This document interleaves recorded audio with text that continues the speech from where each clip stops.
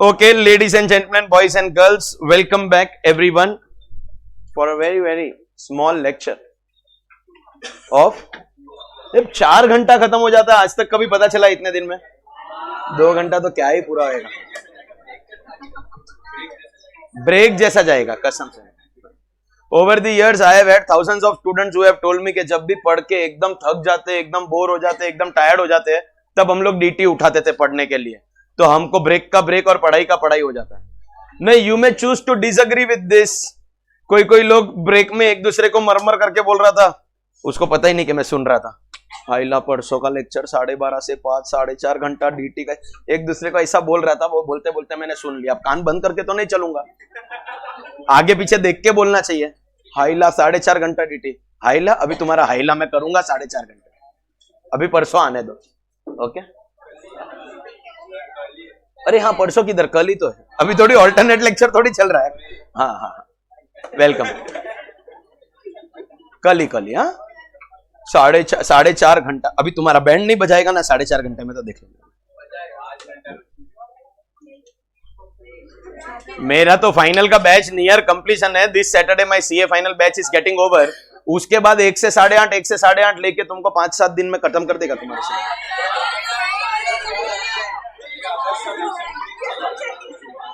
I am not asking for permission. मैं तुमको ऐसा बोला लू क्या नहीं लू क्या, मैंने परमिशन मांगा? Who told you that I am asking for permission? Who gave you the authority to decide yes or no? I am just saying I am contemplating, and I usually do what I think is right. अब जितना जल्दी बताओगे ना उतना आपका और मेरा दोनों का भला होगा। किसका बीर है? किसका बीर? Special cases of cost of acquisition. तो we are in computation of capital gain. Charging section 45 बोलता है अगर आपका कैपिटल गेन हुआ है तो पे टैक्स। बट गेन कब होता है? वेन एवर देयर इज, अरे बोलो रे,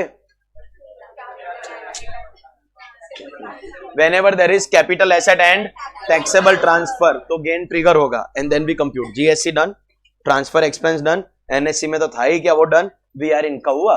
normal meaning is the amount incurred to become owner including all expenses before using for the first time. लेकिन कभी कभी वो इजीली नहीं मिलेगा, जैसे कभी कभी सेलिंग प्राइस इजीली नहीं मिलता ना, मेहनत करके निकालना पड़ा था। From barter to Deepika ji,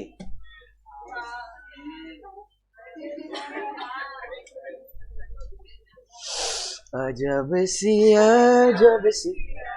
and now we are doing special cases of cost of acquisition. बस इतना ही पार्टिसिपेशन चाहिए पूरे लेक्चर के अंदर। Now we are doing special cases of cost of acquisition. सबसे पहला, सबसे बड़ा, सबसे important, something that will affect everyone, जो इनहेरिटेंस में कुछ भी एक्सपेक्ट कर रहा है, नॉट वो जिनके करतूतों से उनको घर से बेदखल कर दिया गया है, उनकी बात नहीं कर रहे। बाकी सब अगर इनहेरिटेंस एक्सपेक्ट करते हो तो you have to have the knowledge of 49(1). क्या? whenever there is not a taxable transfer, तो करंट ओनर बेचेगा, we will take cost to the previous owner, no controversy. holding period will start from previous owner, no controversy. मगर indexation का controversy था। Act क्या बोलता है? Phone की कोई लेके बैठा है फोन क्लास में, नहीं मिलेगा वापस। फिर क्लास में मोबाइल लेके बैठना अलाउड नहीं है। खाली फाइनल के बच्चों का मोबाइल नहीं लिया जाता है, बाकी सबका 11 से लगाकर इंटर तक सबका मोबाइल ले लिया जाता है। बजेगा तो बजाएगा,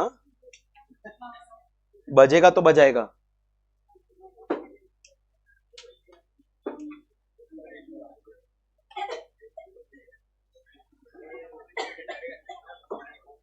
टोकरी इधर मत रख के जाना, आप टोकरी में रख के जाते हो उसी में बजने लगता है, फिर चालू क्लास में बाहर लेके जाओ, बेच देना।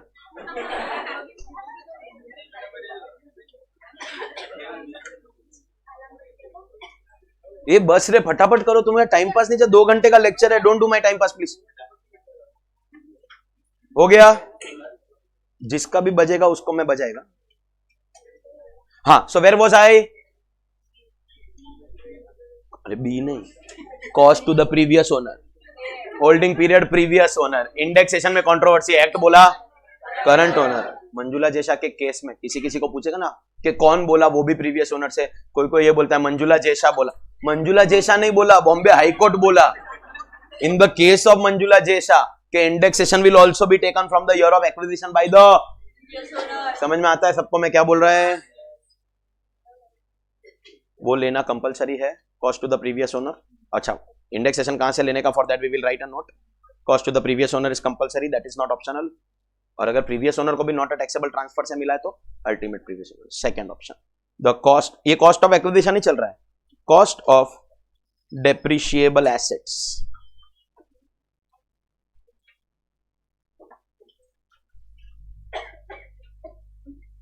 आपके बाजू में जो भी बैठा है उसको बोलो आपको जोर से मारने के लिए, क्योंकि आपको इसका आंसर नहीं पता है, इसलिए आप उसको, आपके बाजू वाले को बोलो hit me because I don't know the answer.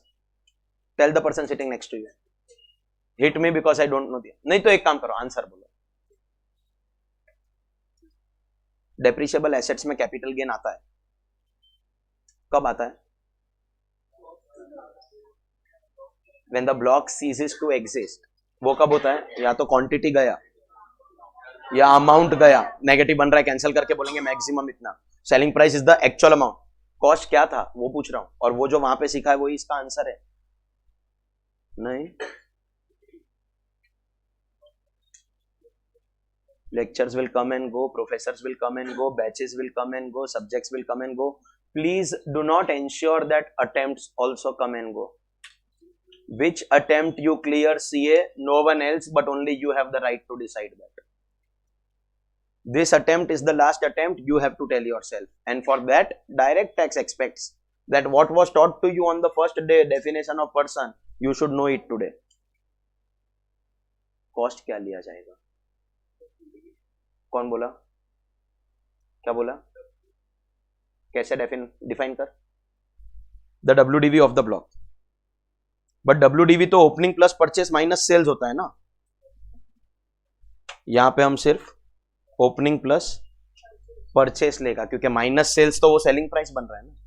तो बिफोर सेल्स जो WDV थी, ओपनिंग प्लस परचेस का टोटल माइनस सेल्स, लेकिन उसकी वजह से जीरो बन रहा है, तो सेल्स को सेलिंग प्राइस बना के जो ऊपर WDV था ओपनिंग प्लस परचेस, उसको कॉस्ट ऑफ एक्विजिशन बनाया. इतना आप बोलते ना तो मैं आपको लाइफ में और वैल्यू एडिशन करके और इसके बारे में कुछ एक्सप्लेनेशन देता, बट आपको इतना ही नहीं पता है तो अभी और क्या बोलूं. I will go to the next point. नहीं तो ये सब you don't expect me to explain again and again, नहीं तो आपका सिलेबस नवंबर 24 के लिए भी खत्म नहीं होगा, मई 25 देना पड़ेगा. फिर यहाँ पे आपको सिखाया था इंडेक्सेशन नहीं मिलेगा, क्योंकि always short term never long term. आज आया है उसका टाइम लॉजिक समझने. एक लॉजिक तो मैंने तभी बोल दिया था कि ब्लॉक में जो ओपनिंग प्लस परचेस का टोटल होता है, that is the total value. That can have one asset 10 days old, one 10 years old. You will never know age of the block less than 1 year, always short term never long term. एक वो logic है. एक और logic है, depreciable assets का sale and purchase is done in course of business transactions. Business के लिए खरीदा, नहीं जरूरत था तो बेच दिया. All the buying selling of assets is done in business. But क्योंकि एसेट बेचने की वजह से अगर कोई गेन और लॉस होता है वो एबनॉर्मल होता है, उसको आप बिजनेस के प्रॉफिट या लॉस में डे टू डे में नहीं दिखा सकते हो, तो हमने उसको क्लासिफाई करने के लिए अलग से डाल दिया under capital gains. It will be classified under which head of income? Capital gains. But activity तो बिजनेस में किया है, तो हम ये चाहते हैं कि इसके कैपिटल गेन पे जो टैक्स लगे वो वही लगे जो बिजनेस इनकम पे लगता है. अब business income is taxed eight normal rates of tax. Short term capital gain is taxed eight normal rates of tax. Special rate is given for which capital gain? Long term. अगर हमने इसको कभी भी long term बना दिया तो इसका tax rate बदल जाएगा. हम चाहते हैं कि इस कैपिटल गेन के ऊपर वही रेट लगे जो PGBP पे लगता. अगर क्लासिफिकेशन के लिए इसको अलग करके कैपिटल गेन में नहीं डालते तो activity was done in business, profit would have come in business and tax would have been levied at the rate of business. Short term capital gain is same as business, no normal rates of tax. Special rate is for, तो उसको वहां पे special में जाना ही नहीं देंगे. Dimming fiction, income tax law has inserted a dimming fiction. English जबरदस्ती समझते हो? जबरदस्ती, जोड़ जबरदस्ती, 1 से 8.5 जबरदस्ती समझते हो ना? That is deeming fiction. Deeming fiction, that is जबरदस्ती, always short term never long term. So classify under capital gains because it is abnormal, but pay tax as per business का रेट. शॉर्ट टर्म बोलते ही वो business का rate लगेगा ना, long term को अलग करके स्पेशल किया जाता है. ये लॉजिक है, लॉजिक से बड़ा कुछ नहीं. समझ में आता है? Why always short term. अब तुमको अगर ओपनिंग प्लस परचेस याद नहीं है तो you are consuming additional time of money. मेरे से कोई हिसाब मांगता नहीं है कि ज्यादा आवर्स क्यों लग गए, लेकिन that does not mean that you have the privilege of not knowing things. It's a clear warning now. आपने अभी तक मेरा बुरा साइड कभी नहीं देखा है ना. Pray that it does not come out. क्योंकि अगर मेरा बुरा साइड स्टूडेंट्स के सामने बाहर निकलता, कभी नहीं निकलता, you will never see me talking in a bad tone with students. आप भले कैसे भी हो, you will never see me talking like that to students. मैं स्टूडेंट्स के साथ, मेरे को अगर किसी से गंदे तरीके से बात करना है तो मेरे घर में है ना लोग जिनको मैं पसंद नहीं करता, बस खाली साथ में रहना पड़ता है। स्टूडेंट्स के साथ नहीं करता हूं, बट एक ओकेशन पे करता हूं, in this occasion. If you don't know what is already taught, I am not going to accept or tolerate this. या तो मेरा गंदा साइड निकलेगा या मैं ही क्लास से वॉकआउट कर लूंगा। Both ways it is bad only for you. Henceforth, there is no second option or second attempt या normal loss या ये सब मेरी लाइफ की फिलोसॉफीज नहीं है।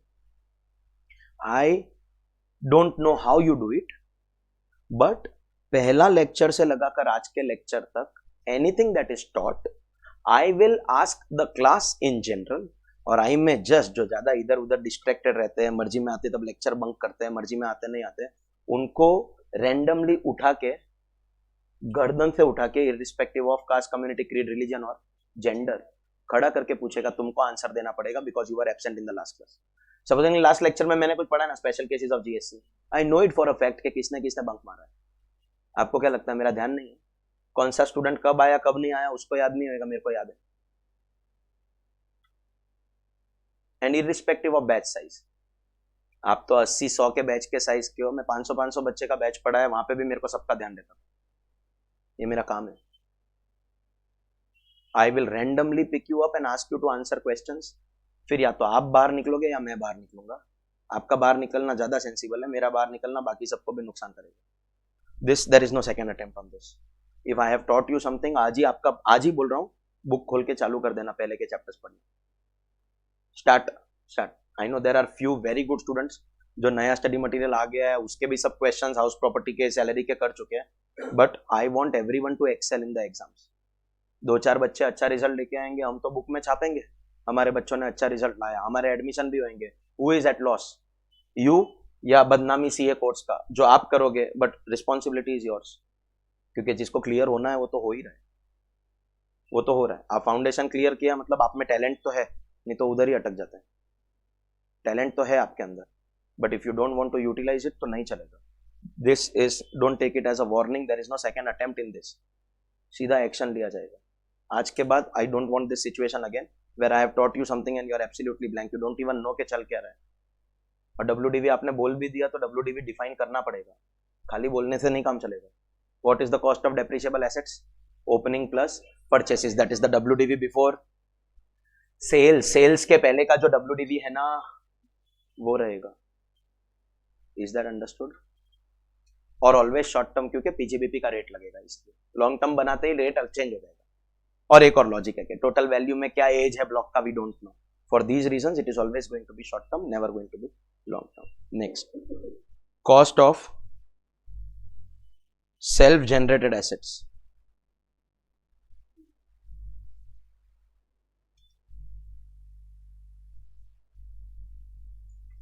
Sir, what to take as cost,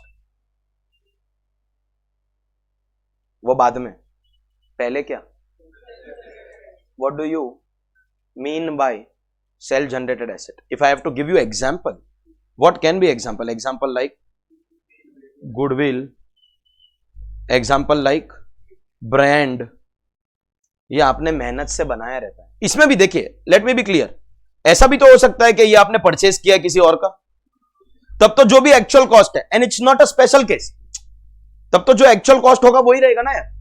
इसलिए मैंने अगर आपकी गुडविल कर ही दी है तो मेरा एक्चुअल कॉस्ट आगे जाके बेच दूंगा, तो actual selling price, actual cost price, वो नॉर्मल केस नहीं है। My question is, if it is self generated, तब क्या होगा? वैसे भी हेडिंग मैंने क्या दिया है, मेरा हेडिंग तो इसी का आंसर लिखना है, ये तो कुछ है भी नहीं। My heading is about answering what do you mean by self generated goodwill. Self generated asset क्या होता है? एग्जांपल लेके एग्जांपल में समझने का कोशिश करते हैं। उसमें भी अगर कोई ने रील देख लिया है तो मुंह बंद रखना, क्योंकि नोटिफिकेशन आते रहते हैं। और अभी क्या, मेरे को क्लास के ज्यादातर बच्चों के नाम मालूम है, तो मेरे को समझ में आ जाता है कि नोटिफिकेशन आया मतलब किसने देखा है, किसने कमेंट किया है, सब मालूम पड़ता है। तुमने देखा है तो तुम मुंह बंद रखना। And for the benefit of those who have not seen it, what do you mean bye a self generated asset? एक ऐसी ब्रांड जो आपने बहुत सालों की मेहनत से क्रिएट की। ओके, सपोजिंगली आप सीए बन गए। ओके, सीए बन गए, इसमें सपोजिंगली क्या होता है, फर्स्ट अटेम्प्ट में रैंक के साथ। सीए बनने के बाद में आपने एक पान की दुकान खोली। Safer side, in case CA does not work, ये पक्का चलेगा। और अगर आप आजू बाजू में देखोगे ना, आप ये सेलर है, हंसते क्या इसके ऊपर, बायर तुम है, ग्राहक तो तुम ही बन के आएगा इसके। आजू बाजू में देखेगा बहुत कस्टमर मिलेगा, कोई इसका कोई इसका कोई अंदर अलग से नशीली चीजें आके कान में आके बोलेगा है क्या, निकाल के दे, अंदर तुम वो कबड़ में से अंदर से निकाल के देगा। तो कस्टमर्स भी बहुत है, तुमको इतना कॉन्फिडेंस है कि सीए का प्रैक्टिस चले कि नहीं चले, पान का दुकान बराबर चले। एंड देयरफॉर ही स्टार्ट्स पान का शॉप। भाई साहब को चूना लगाना तो आता है तो पान का दुकान खोला, अच्छे से चूना लगाएगा ये खुश हो गया, तेरे बारे में कभी भी बोला, इसको बहुत मजा आता है। तो आपको आपकी पान की शॉप का नाम रखना है। You want to name your shop Google paan wala, with a tagline your search for the best paan ends. आप ये गूगल नाम ऐसे यूज नहीं कर सकते, आपको फोन करना पड़ेगा, ए सुंदर अरे वो जेठालाल का साला नहीं, तेरा कच्ची है, इसके लिए तो क्या उसको फोन लगाएगा सीधा? नहीं, कौन सा सुंदर पिचाई, सुंदर बुर्रो, सुन मेरे को पान का दुकान खोलने का है, गूगल पान वाला, तो sell your brand Google to me. I want, आप ऐसे ही गूगल नाम नहीं यूज कर सकते हो ना, सुंदर से आपको खरीदना पड़ेगा। वो सुंदर पिचाई बोला $2 billion, $2 billion, बोला लेके जा, रेडी है ब्रो, ओनली रोकड़ा, नो उधार, आई एम गुज्जू, मैं उधारी में धंधा करता ही नहीं हूँ। डिस्काउंट कितना देगा, कैश डिस्काउंट, वो बोल, पैसा रेडी है, नो क्रेडिट, $2 billion, ये पकड़। कहना इससे Sundar Pichai has sold the brand Google to you. Selling price is actual, जो आपने उसको पैसा दिया उसका सेलिंग प्राइस है, उसका कॉस्ट क्या। देखिए, अगर गूगल ने ये ब्रांड नेम परचेस किया था तो actual cost, because some students get technical with me here, बोला सर गूगल ने 30 साल पहले ये ब्रांड खरीदा था, ये एग्जांपल है, मतलब अगर परचेस है तो actual cost, but what if it is self generated? Google has not become the Google overnight. More than 2 decades of hard work, more than 2 decades of giving answers to people ka search on the same page. If you are on page number 2 of Google, are you even on Google? Page number 1 में पहली 4 link में जो answer देता है वो Google पैसा ही तो उससे कमाना। फोन आता है, सर पैसा दोगे क्या, किस चीज का? कोई भी अगर सीए फाइनल डीटी सर्च करेगा, direct tax for CA search करेगा, इनकम टैक्स लेक्चर सर्च करेगा, तो आपका नाम आएगा। कीवर्ड्स बोलते हैं इनको। आप आपके 4-5 कॉम्पिटिटर का नाम भी दे दीजिए, अगर आपका कॉम्पिटिटर का कोई नाम सर्च करेगा तो आपका लेक्चर्स का एड दिखाएंगे हम लोग। कॉम्पिटिटर का नाम सर्च किया तो आपका सजेशन देंगे गूगल में, यूट्यूब में। उसने पैसा बोला, इतना पैसा लगेगा, कुछ उसने 5-10 लाख रुपए का पैकेज बना के दिया। आपको लगता है मेरे पास 5-10 लाख रुपया है? उसको देने के लिए नहीं है। If I am good, my students will take admission in my batches, but my worthy competitors do that. आप मेरा नाम सर्च करो, उनका लिंक बताएगा under my YouTube videos, under my Google search में मेरा नाम सर्च करो उनको। There are people who are spending thousands and lakhs and crores of rupees, क्योंकि the day you come to know about the name of a new faculty जिसका आपने नाम नहीं सुना है, सबसे पहली चीज आप एज अ स्टूडेंट टेंडेंसी भी तो गूगल करते हो। और गूगल में आप बता दीजिए, एक का 3 लाख सब्सक्राइबर है, एक का 15,000 है, तो कौन अच्छा होगा? हाँ, 3 लाख वाला तो बुद्धि चलाओ। सीए में आके इतना बुद्धि नहीं, मैं तो बोलता हूँ 1 घंटा देख लो ना दोनों को। मेरे को तो आप देख ही चुके हो, 1 घंटा देख लो तो पता चल जाएगा कि ट्रांसलेट करने में, इंग्लिश में रीड करके हिंदी में ट्रांसलेट करने में और पढ़ाने में लॉजिक के साथ में डिफरेंस क्या होता है। एक बार देख लेना। My so called worthy competitors are spending crores of rupees only for this. मैं नहीं करता हूं, अपन मारवाड़ी है।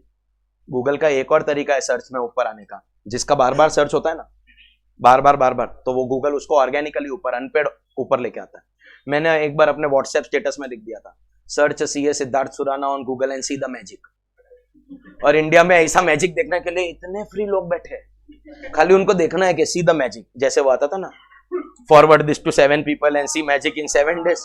डाल दिया स्टेटस पे, लोग सर्च करते गए, अपने आप ऊपर आया। पॉकेट में मारवाड़ी ब्रो, किधर खर्चा करने का किधर नहीं करने का इतना एक्यूमेन है मेरे अंदर। Marwari plus chartered accountant combo देख रहे हो खाली, खतरनाक कॉम्बिनेशन। क्या समझते हो?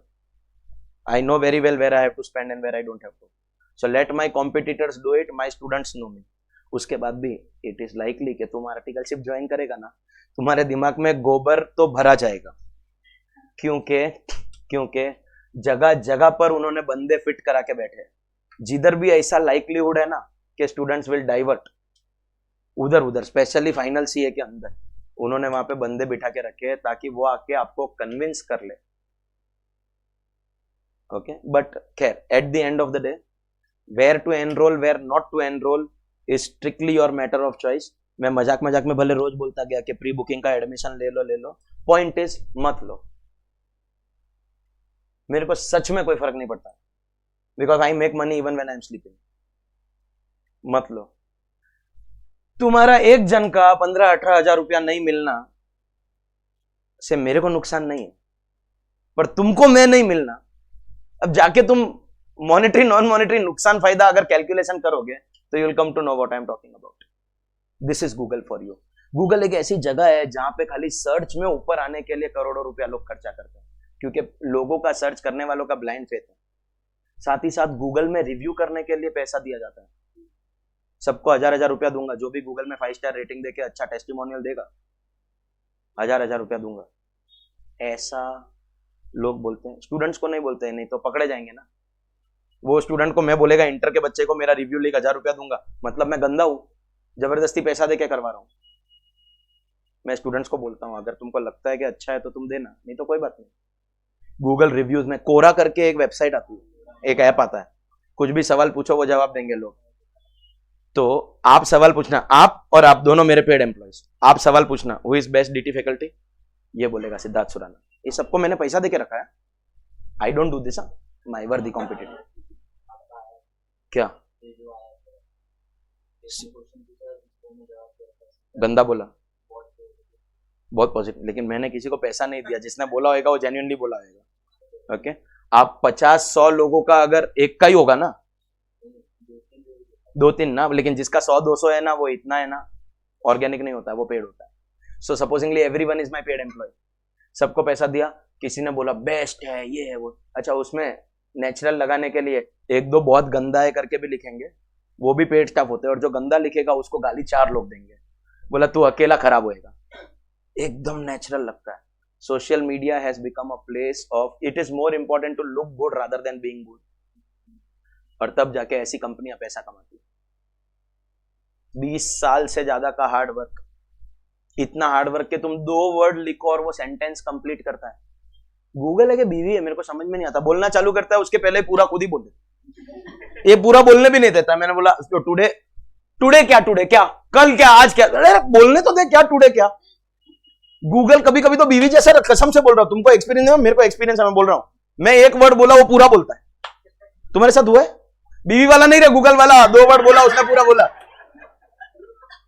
तुमने 2 वर्ड बोला उसने पूरा बोला, हुआ है ऐसा? हुआ है ना? That is the blind faith of Google. और इस सुंदर ने जो $2 बिलियन में ये ब्रांड बेचा, सेलिंग प्राइस तो मिल गया ना $2 बिलियन। वॉट, ये पान वाला कौन था? ये इसने पे किया। What is cost price? What is cost price? What is cost price of Google? यही आपको आंसर करना। खरीदा होता तो एक्चुअल। हाँ बोलिए, मीनिंग समझा दिया है, मैं आपको अपॉर्चुनिटी दे रहा हूं। बोल, नहीं क्या रॉन्ग होएगा रे? जो आता है बोलना। मीनिंग समझा ना? ट्राई करो ना। कैपिटल गेन में I want to prove that if you put your own common sense into place, no you will get your answer. Strike तो करना पड़ेगा ना। जितने में बेचा वो कॉस्ट कैसे हो सकता है? जो बेचा वो सेलिंग प्राइस होगा ना। Sale minus cost, sale is जितने में बेचा, I am asking cost. Special cases of cost चल रहा है bro, come on, common sense लगाओ। वही तो पूछ रहा हूं, कैपिटल गेन नहीं पूछ रहा हूं। सेलिंग प्राइस इज एक्चुअल, वो एक्चुअल कॉस्ट क्या होगा, कॉस्ट ही तो पूछ रहा हूं। और कुछ है? हाँ, नेट ऑफ व्हाट? नहीं, ब्रांड का क्या मतलब? यू मीन टू से फेयर मार्केट वैल्यू? किसका नेटवर्क? एसेट्स लायबिलिटीज नहीं दिया, खाली ब्रांड दिया। कंपनी थोड़ी दिया है, ब्रांड दिया खाली। नो, वो एक्चुअल होता है ना परचेज, तो होता नो। आंसर दूंगा ना तो आंसर देख के आपको अपने आप पे गुस्सा आएगा। दू नहीं दू तो क्या करूं? अगला पॉइंट, चल अगला पॉइंट करता हूं। नहीं देता और क्या, पागल है क्या? नहीं हो गया, सोच लिया जितना सोचना था। मेहनत किया ना, मेहनत, मनी नहीं है वो। There is no monetary measurement of hard work. You have put 2 decades of hard work, there is no cost. मैं आपका ब्रांड खरीद के आपको बेचूं तो जो मैंने आपको पे किया वो ना कॉस्ट प्राइस, पर मैं अपना ब्रांड बिल्ड करूं 20 साल मेहनत करके, there is no cost of acquisition for building a brand. It's hard work. Hard work का कोई मॉनिटरी वैल्यू नहीं है। सेल्फ जनरेटेड एसेट का cost will be 0। So purchase करके बेचा तो एक्चुअल, लेकिन सेल्फ जनरेटेड है तो brand and goodwill was an example. There is something called machine hours, think about it. Okay, मैंने एक प्लांट एंड मशीनरी खरीदा, मेरा फैक्ट्री है, मेरे फैक्ट्री का सिर्फ 6 घंटा ही चलता है, मेरा इतना ही सेल्स है, मैं उतना ही प्रोडक्शन करता है। But machine can be used for 10 hours in a day. तो कहना इसे 4 घंटा फालतू पड़ा है, वो 4 घंटा मैंने इसको यूज करने के लिए दे दिया। What I have sold is my machine hours, every day use for 4 hours. I am selling 4 hours of my machine, that's also self generated. Machine का जो कॉस्ट है वो तो मैं वैसे भी डेप्रिसिएशन में लेने वाला हूं। ये 4 घंटे के लिए मैंने कुछ एक्स्ट्रा कॉस्ट दिया क्या? नहीं ना। मैं मशीन नहीं भी यूज करूं कुछ भी करूं, डेप्रिसिएशन तो I am going to take only, no owned and use, passive use भी। जो एक्स्ट्रा 4 आवर्स मेरे काम के बाद बच रहे, I have sold those 4 hours to him, that is called machine hours. वो भी एक तरीके का सेल्फ जनरेटेड एसेट है। Have I paid extra for those 4 hours? नहीं, जो मैंने पे किया वो तो डेप्रिसिएशन में आएगा ही, एक्स्ट्रा तो कुछ नहीं पे किया। नहीं, is that clear? So what is cost of self generated asset? Meaning and cost दोनों समझ में आया क्या? बोलो यार यस। और सुनो, but if it is goodwill of a profession,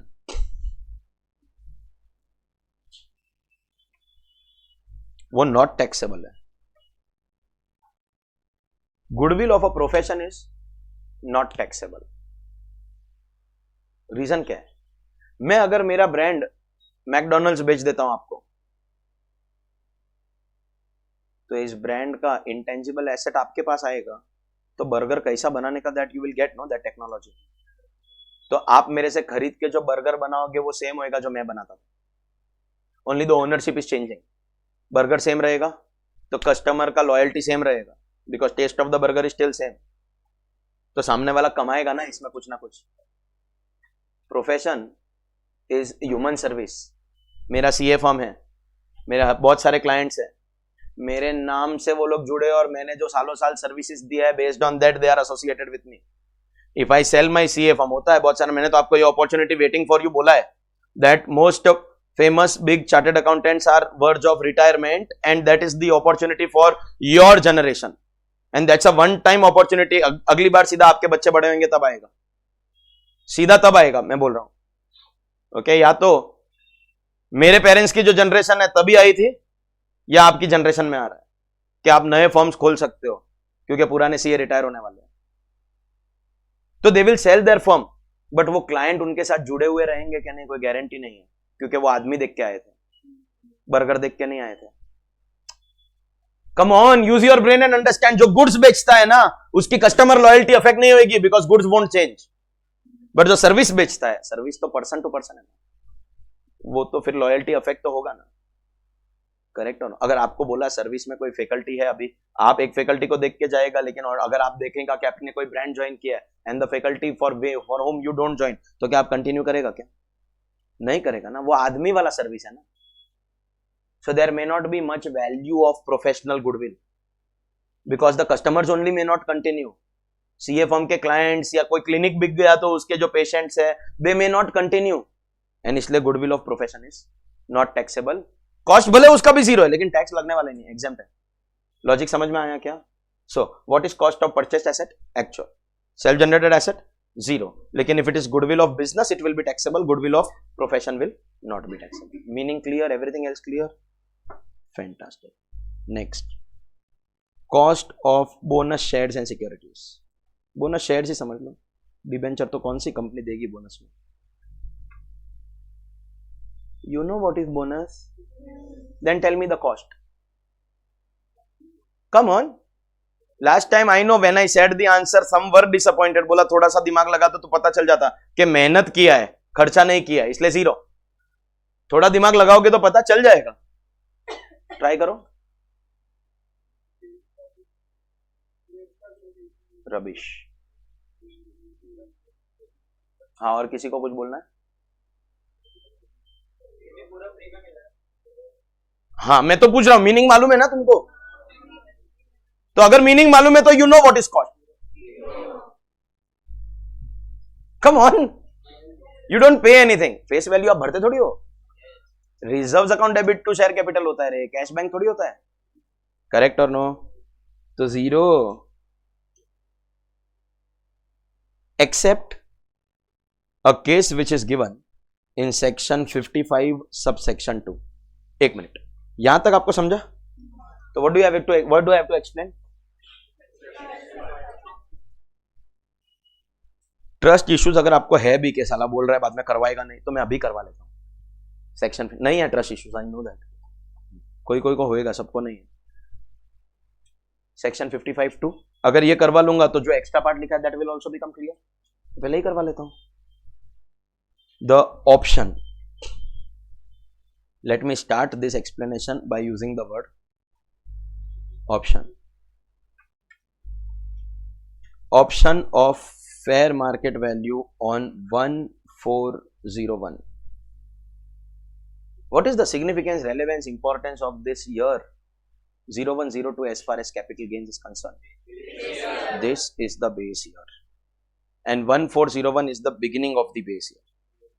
जो बच्चे भी ये बात की लॉजिक समझ गए उसको आगे सब समझ में आ जाए। Supposedly there is an asset that is acquired before the base year 0102।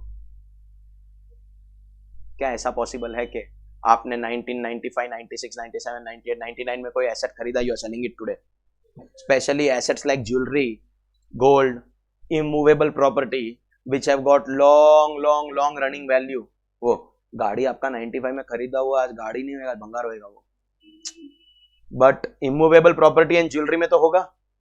Example, अगर आपने एसेट अक्वायर किया है इन द ईयर 95, 96 और आपने बेचा है, ट्रांसफर किया है 23, 24, तो therefore there will be capital gain. Long term है, मल्टीप्लाई बाय 348, डिवाइड करने के लिए the earliest you have is base year 100, exam year 348. So take the cost that you have incurred here. Cost तो 95, 96, indexation करना है, multiply 348, divide करने के लिए आपके पास अर्लीएस्ट नंबर क्या है? 100. 100 के पहले का कोई नंबर है? नहीं. Not a single student till now, not even the good ones, have bothered to ask me this question since the time I taught you calculation of indexation. मैंने आपको क्या बोला? इंडेक्सेशन इस पिछले साल से कंपैरिजन ऑफ इन्फ्लेशन। तो last year के मुकाबले में कितना इन्फ्लेशन हुआ है, वैसे गवर्नमेंट इंडेक्स देती है। स्टार्ट कहां से किया था? 0102, बेस ईयर बना के उसका क्या नंबर रख दिया? 100। किसी ने ये नहीं पूछा सर उसके पहले खरीदा तो? अगर मैंने 95, 96 में भी खरीदा, then also multiply by 348 divide by 100, correct और नो? अगर मैंने ऐसा किया, that means I am getting indexation only of this period, और may I say that I am losing indexation of this period. तो अब हमको एक ऑप्शन दिया है, आपका यहां पे जो कॉस्ट है वो ले लो, या एक काम करो, at the beginning of this year, that is beginning of your base year, that is 1401, इस एसेट का फेयर मार्केट वैल्यू आइडेंटिफाई करो। What will happen? This fair market value will incorporate indexation of this period. मतलब purchase से लगाकर base year तक का indexation तो FMV में आ गया, और फिर उसको डिवाइड बाय 100 मल्टीप्लाई बाय 348 करोगे तो यहां से लगाकर यहां तक का इंडेक्सेशन एक्चुअल फैक्टर से आ जाएगा। लॉजिक समझा? अब देखो, if an asset is acquired before the base year, तो we are giving you an option, या तो आप आपका एक्चुअल कॉस्ट ऑफ एक्विजिशन ले लो, वो कौन से ईयर में था? 95, 96, या आप ले लो एफएमवी ऑन 1401। अंडरस्टैंडिंग ये है कि उसके अंदर आपका बीच का इंडेक्सेशन आ जाएगा। मेरा क्वेश्चन ये है कि ऑप्शन दिया है, मतलब आपको ये ही लेना कंपलसरी नहीं है। करेक्ट है। आप दोनों में से कुछ भी ले सकते हो, या तो यहां का कॉस्ट ले लो या फिर यहां का एफएमवी ले लो, ऑप्शन है। यहां पे आपका common sense required. Which one will you take? FMV wrong, cost wrong. जो सबसे नहीं, दो ही है। सबसे ज्यादा कैसे होता है? दोनों में से whichever is higher. Sir sir sir sir sir हमको कॉस्टिंग में सिखाते कॉस्ट कम रखने का रहता है। अरे पागल, खर्चा करने का नहीं है। खर्चा तो कर दिया था 95 96 में। Today where are you? 23 24। आज कोई कॉस्ट इनकर करना है? इनकर नहीं करना है, खाली कैपिटल गेन में माइनस करना है। जो माइनस ज्यादा होगा तो गेन कम होगा ना, तो टैक्स कम होगा ना। यू कैन टेक कॉस्ट और FMV whichever is higher. Common sense यही बोलता है that FMV has to be higher than cost, because with time asset की value must have increase inflation के साथ। Very rarely you will get to see deflation कि भाई market में पैसे का वैल्यू कम हो गया। तो आप एक्चुअल कॉस्ट ले सकते हो। मान लीजिए एक्चुअल कॉस्ट 5 लाख है और एफएमवी खाली 4 लाख है, तो आप 5 ले लो, उसका तो कोई प्रोहिबिशन ही नहीं है, but it will be multiply by 340 divide by 100। But normally you will get to see यही कि ये 4 लाख है और ये 10 लाख है, तो 10 लेना बेटर है। खर्चा करने का नहीं है, खाली माइनस करना है। 10 माइनस करना बेटर है। 10 लाख के अंदर इस पीरियड का इंडेक्सेशन आ जाएगा and then divide by 348 multiply by 100. Nobody asked me this question from this batch. Sir, अगर पहले खरीदा तो कैसे करेंगे इंडेक्सेशन?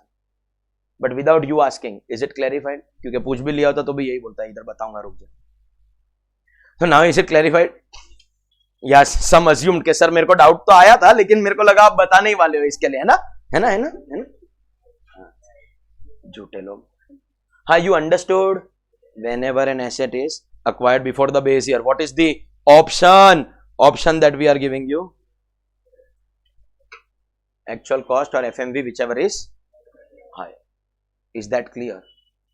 But मित्रों, इसका सबसे मेन कंडीशन ये है that it has to be acquired before 010. समझ लीजिए आपने 5 6 में खरीदा है, 8 9 में खरीदा, 10 11 में खरीदा है, ऑप्शन नॉट अवेलेबल। लॉजिक समझिए, जो इंडेक्सेशन का लॉजिक समझ गए उसको समझ में आ जाएगा। अगर बेस ईयर के बाद खरीदा है तो उस ईयर का CII अवेलेबल है, then why you need FMV? FMV is taken for prior acquisitions, because उस टाइम पे कोई इंडेक्स नहीं था, तो उस डेट से लगाकर बेस ईयर तक का इंडेक्सेशन लेना है, इसलिए।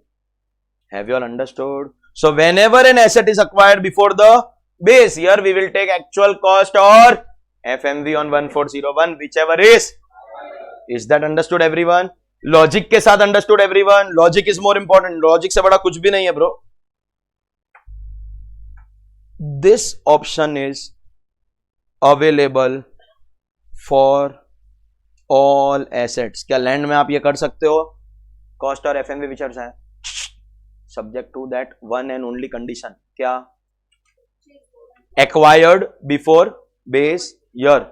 एक्वायर्ड बिफोर बेस ईयर, तो you can take this for all assets. Immovable के लिए ले सकते हो, ज्वेलरी के लिए ले सकते हो, shares and securities, yes sir, including bonus shares. पहले मैं वो एक चीज को खत्म करता हूं इधर। कैन यू सी बोनस का कॉस्ट 0 एक्सेप्ट 55(2). दैट मीन्स अगर आपका बोनस का अलॉटमेंट बिफोर बेस ईयर हुआ है तो you can take FMV for bonus. That means if original shares acquired before base year and bonus also allotted before base year, तो original shares में तो actual cost और FMV whichever is higher, bonus में FMV होगा क्योंकि actual cost 0 है और FMV negative तो नहीं हो सकता। 1 रुपया इज ऑल्सो बेटर देन 0। समझा क्या? अगर ओरिजिनल पहले लिया है और बोनस बाद में आया है तो ओरिजिनल के लिए यू विल गेट ऑप्शन। अब बोनस में ऑप्शन नहीं मिलेगा क्योंकि अक्वायर्ड आफ्टर बेस ईयर हो गया, तो 0 ही लेना पड़ेगा। दोनों बाद में हुआ है तो दोनों का एक्चुअल कॉस्ट, ओरिजिनल का एक्चुअल, बोनस का 0, जो हमने ऑलरेडी लिख दिया। And I hope you don't have this question in mind, sir पहले बोनस आ गया बाद में ओरिजिनल लिया तो। कौन है तुम? बाबू राव? नाप का क्या करने का है रे? पहले कपड़ा तो भेज, नाप में बाद में भेजता है। कौन है तुम? ये ठीक था? आया हंसी? नहीं मित्रों, obviously original will come first and then bonus will come, no? तो अगर दोनों पहले हुआ है तो बोनस में you will get the option जिसका कॉस्ट भले 0 है। एंड ओरिजिनल में तो मिलना ही है एक्चुअल और FMV whichever is higher, और अगर बाद में हुआ है तो एक्चुअली लेना है which for bonus is 0. In other words यहां पे जो हमने एक्सेप्ट 55 लिखा, it only means that if bonus is allotted before base year you can take FMV on that, otherwise तो 0 ही आपका आंसर है. तो पॉइंट डी का topic is over. E is not yet over. Whenever an asset is acquired before the base year, what option are we giving you? Actual cost or FMV, whichever is higher. All assets including bonus. Correct है? But the option will not be available for the following two assets. 1. Depreciable assets. जो logic समझा है उसको सब समझ में आएगा. Always short term, never long term. Indexation ही नहीं है. ब्लॉक की उम्र लेने की होती है. ब्लॉक की उम्र तो ओपनिंग प्लस परचेसेस होती है, वो तो करंट ईयर का ओपनिंग प्लस परचेसेस है. हमको वहां पे 2001 में जाना ही नहीं है. वी डोंट इवन नो कि कौन सा एसेट पहले का है कौन सा बाद का है. हमको तो ब्लॉक की वैल्यू मालूम जो लास्ट ईयर का क्लोजिंग है, करंट ईयर का ओपनिंग है. And second, this whole option is for indexation, जो इसके अंदर है ही नहीं. Hello, no indexation on depreciable assets, and for these reasons, come on, there is no question of FMV option on depreciable asset, and there is no question of FMV option on self generated assets. भगवान की दया से या may be किसी और की दया से. Now you know the meaning of self generated assets and why no indexation, why no FMV option. क्योंकि बात यह है कि गूगल कब बना, बिफोर 1401 क्या आफ्टर? किसी को मालूम नहीं है. क्या बिफोर? खुद पैदा नहीं हुआ उसके पहले की बात कर रहा है. काय का before? It's a continuous process. There is no particular date on which Google became the Google.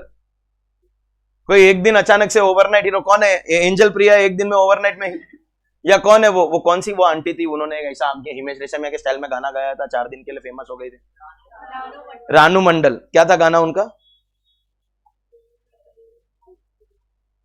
तेरी मेरी. और कौन है वो? ढिंचाक पूजा. और कौन? वो एक क्यूट सी लड़की थी ना, ऐसा वो ऐसा करके आंख मारी थी और फेमस हो गए थे. और कौन? वो एक वो हनी सिंह का गाना गाया था छोटे बच्चे ने, उसका नाम क्या था? सहदेव. क्या? बचपन का प्यार मेरा भूल नहीं जाना रे, जैसा मेरा प्यार है. Where are they now?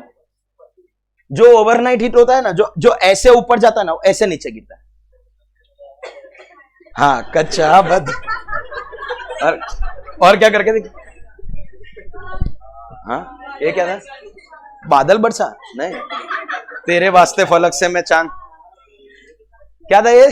तेरे वास्ते फलक से मैं चांद. My wife tell me to dance on this song. I said मैं लाऊंगा, तू करेगी क्या? पहले वो चांद तो मैं ला दूं, तू करेगी क्या? हाँ वही. तो लिसन, ओवरनाइट हिट बने हुए ज्यादा टाइम तक टिकते नहीं है. I hope we are very very clear on this. तो there is no particular date on which Google became hit, क्योंकि it did not become hit overnight. पहली बात. दूसरी बात, कॉस्ट 0 है. एफएमवी आ रहा है इंडेक्सेशन के लिए. जिसका कॉस्ट 0 है ना, कुछ भी मल्टीप्लाई कर ले, कुछ भी डिवाइड कर ले. जा, डिवाइड बाय 1 मल्टीप्लाई बाय 348. जा एक काम कर, कॉस्ट को तू 50,000 से मल्टीप्लाई कर ले. जा, उतना इंडेक्सेशन ग्रांटेड. अरे तेरा क्या हुआ रे? 100 में से 100 समझ में आया? वो 0 ही रहने वाला है ना. Where is the question of indexation? And for this reason not happen. Logic है, नहीं तो लॉ है. सबको मिलेगा एक्सेप्ट दीस टू एसेट्स. या तो लॉ समझ लो या लॉजिक समझ लो. लॉजिक समझ जाओगे, लॉ अपने आप आ जाएगा. And we have to be better than anybody else. इतना तो पक्का है. Result should show that. Okay. Last point. It was observed that कोई लोग इस FMV ऑप्शन के साथ बहुत सेटिंग करके अपना काम करवाते थे. समझ लीजिए आज आपने अपना प्रॉपर्टी बेचा, तो सेलिंग प्राइस आज का, कॉस्ट मान लीजिए 95-96 का. यू हैव द अग्रीमेंट के भाई इतने में मैंने खरीदा था, 95-96 से वो 50,000 में आपने खरीदा था. आज आपने 5 करोड़ में वो प्रॉपर्टी बेच दी. Selling price 5 crore, actual cost 50,000. लेकिन अगर बेस ईयर के पहले लिया है तो आपको एक और ऑप्शन मिलता है. बोलो क्या? एफएमवी. ये एफएमवी के लिए बाजार में वैल्यूअर लोग मिलते हैं. जैसे सीए ऑडिट रिपोर्ट पे साइन करता है वैसे वैल्यूअर इस वैल्यूएशन रिपोर्ट पे साइन करेगा। वो मार्केट में अवेलेबल है, नॉट द वीओ। हाँ, वीओ तो डिपार्टमेंट का ऑफिसर है, जो बाजार में इंडिपेंडेंट वैल्यूअर्स होते हैं उनकी बात कर रहा हूं। You go to a valuer, ये वैल्यूअर है, इसको बोला 1401 की वैल्यू करके दे। ये जितनी ज्यादा होगी उतना ज्यादा आपका कॉस्ट बनेगा, उतना ज्यादा इंडेक्स कॉस्ट बनेगा, उतना कम गेन होगा, उतना कम tax. Understand the ripple effect? You know what is ripple effect? First, एक की वजह से दूसरी चीज अफेक्ट होती जाती है, वैसा इसको बोला। एफएमवी कितना आ रहा है? ये बोला 2 लाख रुपया, 50,000 का 2 लाख, बोला 20 लाख लिख के दे। तेरी फीस कितनी है? 1 लाख, मैं 5 लाख दूंगा, तो 20 लिख के दे। समझ में आता है? समझ में आता है? Wherever you can get sign, और जिसकी साइन से काम होता है उसको साइन करने का पैसा तो मिलेगा। इसकी साइन से काम होएगा तो मैं इसको पैसा दूंगा ना। And there were cases observed of overvaluation of FMV on 1401. Today, who can identify के? Who is an expert जो आज से 22 साल पहले की वैल्यू कंप्यूट करके दे दे? उसकी बात को हमको ट्रस्ट करना पड़ेगा। हमको नॉलेज ही नहीं है वैल्यूएशन कैसे किया जाता है। और there was overvaluation of fair market value by some valuers, but of course under the table payment. And for this reason, अब भी लास्ट ईयर का अमेंडमेंट है, लास्ट ईयर का आंटी ने अमेंडमेंट लाया दैट जो भी FMV on 1401 कैलकुलेट होती है वो कौन करके देगा? Valuer will not exceed stamp duty value if available if the asset is immovable property. वैसे भी स्टैम्प ड्यूटी वैल्यू इमूवेबल में ही होती है, तो जो भी वो एफएमवी करके दे, अगर 1401 का एसडीवी अवेलेबल है तो FMV will be restricted to stamp duty value. 2 example लेते हैं आपको समझाने के लिए। Okay, cost is your actual cost, FMV जो वैल्यू और कुछ भी उठपटांग करके देगा स्टैम्प ड्यूटी वैल्यू। आपका कॉस्ट 50,000 रुपया, ये तो हमेशा ही अलाउड रहेगा। मित्रों, एफएमवी आपने 2 लाख करवा लिया और स्टैम्प ड्यूटी वैल्यू पता चला कि 1.5 लाख रुपया था। वैसे तो we were going to take in दोनों में से whichever is higher, but now we know कि आउट ऑफ दीज 2 पहले मेरे को लोअर चूज करना है and then finally out of these 2 मेरे को हायर चूज करना है। तो फाइनली ये मेरा आंसर है for cost of acquisition. However ये 3 लाख था, ये 2 लाख है और ये 1.5 लाख है। स्टिल आउट ऑफ दीज 2 पहले लोअर चूज करूंगा, then finally out of these 2 I get to choose the higher. तो फाइनल आंसर मेरा ये रहेगा। मतलब HDV can not replace your cost, cost अपनी जगह पे बैठा रहेगा। कॉस्ट को we were comparing with what? FMV, that FMV will first be restricted to HDV. Still compare with cost, comparison with cost is not going to be over because वो तो मेरा genuinely incurred out of pocket cost है, वो हमेशा allowed है। FMV का inflation हो सकता है, कॉस्ट का नहीं हो सकता है ना, अग्रीमेंट में लिखा हुआ है। Understood? So we will restrict FMV to HDV, then compare with cost whichever is higher. अगर एसेट इमूवेबल प्रॉपर्टी है और एचडीवी अवेलेबल है, तुमको लाइफ में लोड नहीं लेना। लाइफ में लेना भी है तो एग्जाम में लोड नहीं लेना है। They will give you cost, they will give you FMV, और एचडीवी है तो भी वही देंगे कि इतना एचडीवी था। तो पहले क्या करोगे? एफएमवी और HDV whichever is lower, compare with actual cost whichever is that clear to everyone? This was your point E of special cases of कौआ कौआ। Everyone with me? The next 3 points F, G and H are related with each other. If you understand one, you will understand all 3. If you don't understand one, you won't all 3. Is that clear? First one is the easiest. अगर ये समझे तो आपको G और H थोड़ा और अच्छे से समझ में आएगा। Cost of rights shares to existing shareholder. This is also known as something called further issue.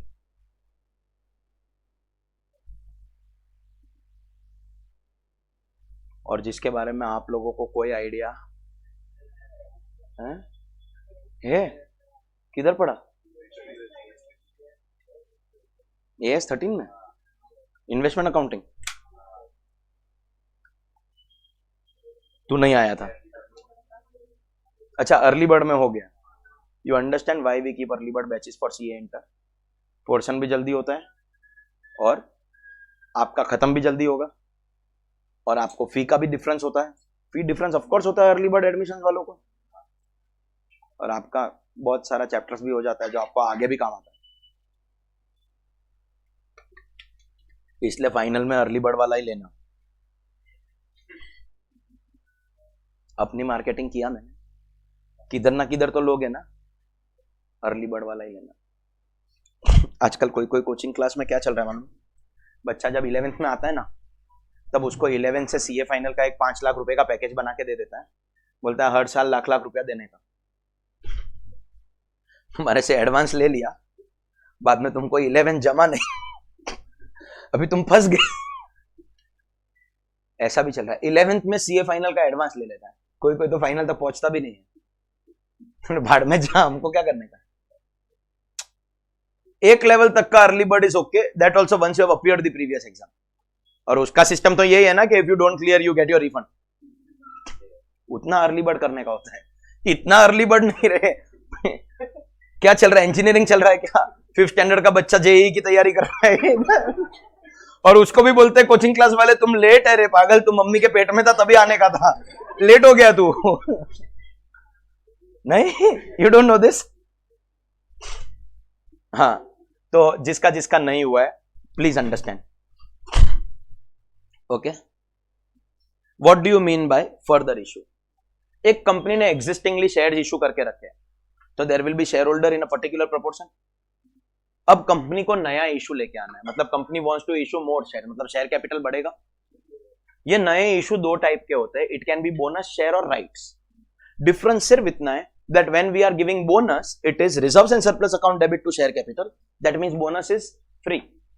And rights mein it is cash or bank. That means rights mein you have to pay. First, be clear about the difference between rights and bonus. Rights paid hai, bonus free hai. ये ही difference है. Otherwise, they are both further issues. So difference समझ में आ गया? Rights paid है, bonus bonus rights, difference समझ में आया? जब भी कोई चीज फ्री होती है ना, लोग लेंगे। फ्री होती है तो लोग लेते हैं। पैसा देना होता है तो लोग सोचते हैं दूं के नहीं दूं। तो whenever a company comes with a bonus issue, तुम्हारे पास शेयर्स है, तुमको और फ्री में शेयर्स मिल रहे हैं, इज देयर अ क्वेश्चन लेगा कि नहीं लेगा? लेगा ना? क्यों? फ्री है।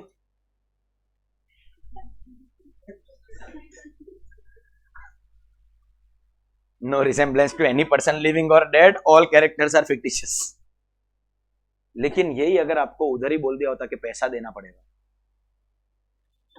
फिर भी तुमको ऐसा लगता है कि यार अच्छा क्वालिटी है, वर्थ है, मार्केट में खरीदने जाऊंगा उससे कम में मिल रहा है, you may still buy, but compulsory तो नहीं है ना। फ्री का और पेड का इतना सा डिफरेंस है that free everyone will take and paid people may और मे नॉट टेक। और यहां पे आता है difference between rights and bonus. Supposingly there is a company X limited, उसके दो शेयर होल्डर है, एक मैं। इस कंपनी के टोटल इशूड कैपिटल समझते हो 10,000। मैं नंबर ऑफ शेयर्स की बात कर रहा है। Of course we multiply by face value and we get the total equity share capital. तो total issued number of shares कितने हैं? 10,000। उसमें से मेरे पास 4,000 शेयर है। दैट मीन मैं कितने परसेंट होल्डर हूं? 40%। बैलेंस 6,000 किसको चाहिए क्लास में? बोलो किसको चाहिए? तेरे को चाहिए? What is your name? भूल गया, सॉरी।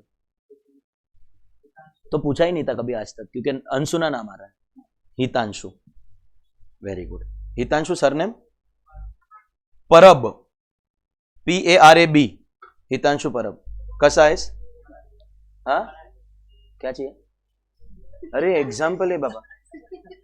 HP तो क्या आदमी है, प्रिंटर नहीं है वो। What is the proportion of holding of Hitanshu Parab? 60%. And what is my holding Siddharth Surana, CA Siddharth Surana?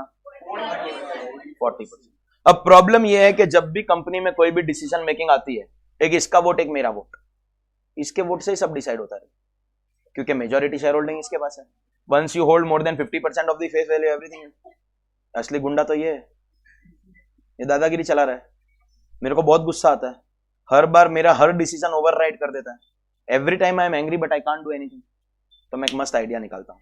मैं इस कंपनी का एक फर्दर इशू निकालता हूं, 90,000 और शेयर्स निकालूं और सबके सब खुद ही ले लेता हूं. तो मेरा बन जाएगा 94, इसका अभी मेरा प्रोपोर्शन 94, इसका 6. चल चल पोड़ा तमिल में और मलयालम में वन टास मुंबई मध्ये गेट लॉस्ट इंग्लिश में, या तेरे बाजू में जो बैठा है वो तेरे को अपनी भाषा में कुछ ना कुछ सिखा देगा.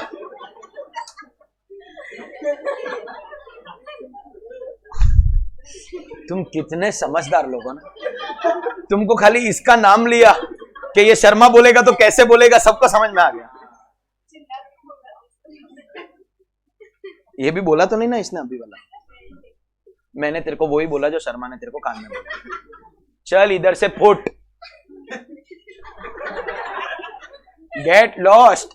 Do you understand how I have converted myself from a minority shareholder to a majority shareholder? Company law इन चीजों को अलाउ नहीं कर सकता है, और इसीलिए कंपनी लॉ में एक बात लिखी है, the existing share holders have a pre-emptive right over every further issue. Pre-emptive मतलब, प्रीएम्प्टिव का मतलब है ना कंपनी लॉ में यही लिखा हुआ है. You nodding your head as if you have studied it. SP में था, प्रीएम्प्टिव वर्ड था उसमें. इसका मतलब क्या होता है सर? नए शेयर्स एग्जिस्टिंग शेयर होल्डर्स को दिए जाएंगे, वो नहीं, in the proportion of holding. मतलब बाई चांस अगर कोई फर्दर इशू आता है तो इसको मिलेगा 60% और मुझे मिलेगा 40%. अकॉर्डिंगली इसको मिलेगा 54,000, मुझे मिलेगा 36,000, और ऐसा करके टोटल कितना हो जाएगा? 60. मतलब can I say the proportion after issue is maintained as the proportion, ताकि किसी एक शेयर होल्डर का कंट्रोल स्ट्रांग नहीं हो जाए, दूसरे का डाइल्यूट नहीं हो जाए. All new shares will be offered to existing shareholders. इतना काफी नहीं है, offered in their existing proportion. इसको बोलते हैं प्रीएम्प्टिव राइट. अगर ये फर्दर इशू कितने शेयर्स का लाया, इतना समझ में आ गया कि ताकि उसका कंट्रोल डाइल्यूट होके मैं उसको गेट लॉस्ट नहीं बोलूं, it will be offered to us in existing ratio. तो कंपनी उसको कितना देगी नए वाले में? 60% के हिसाब से 54, मेरे को 36. अब ये दो पॉसिबिलिटी है. अगर ये नया बोनस है तो ये 54 फोकट मिल रहा है तो क्यों नहीं लेगा, और मैं भी 36 फ्री मिल रहा है ना. फ्री में मिलता है तो हम सब लेते हैं, करेक्ट और नो? तो अगर बोनस है तो obviously they will subscribe.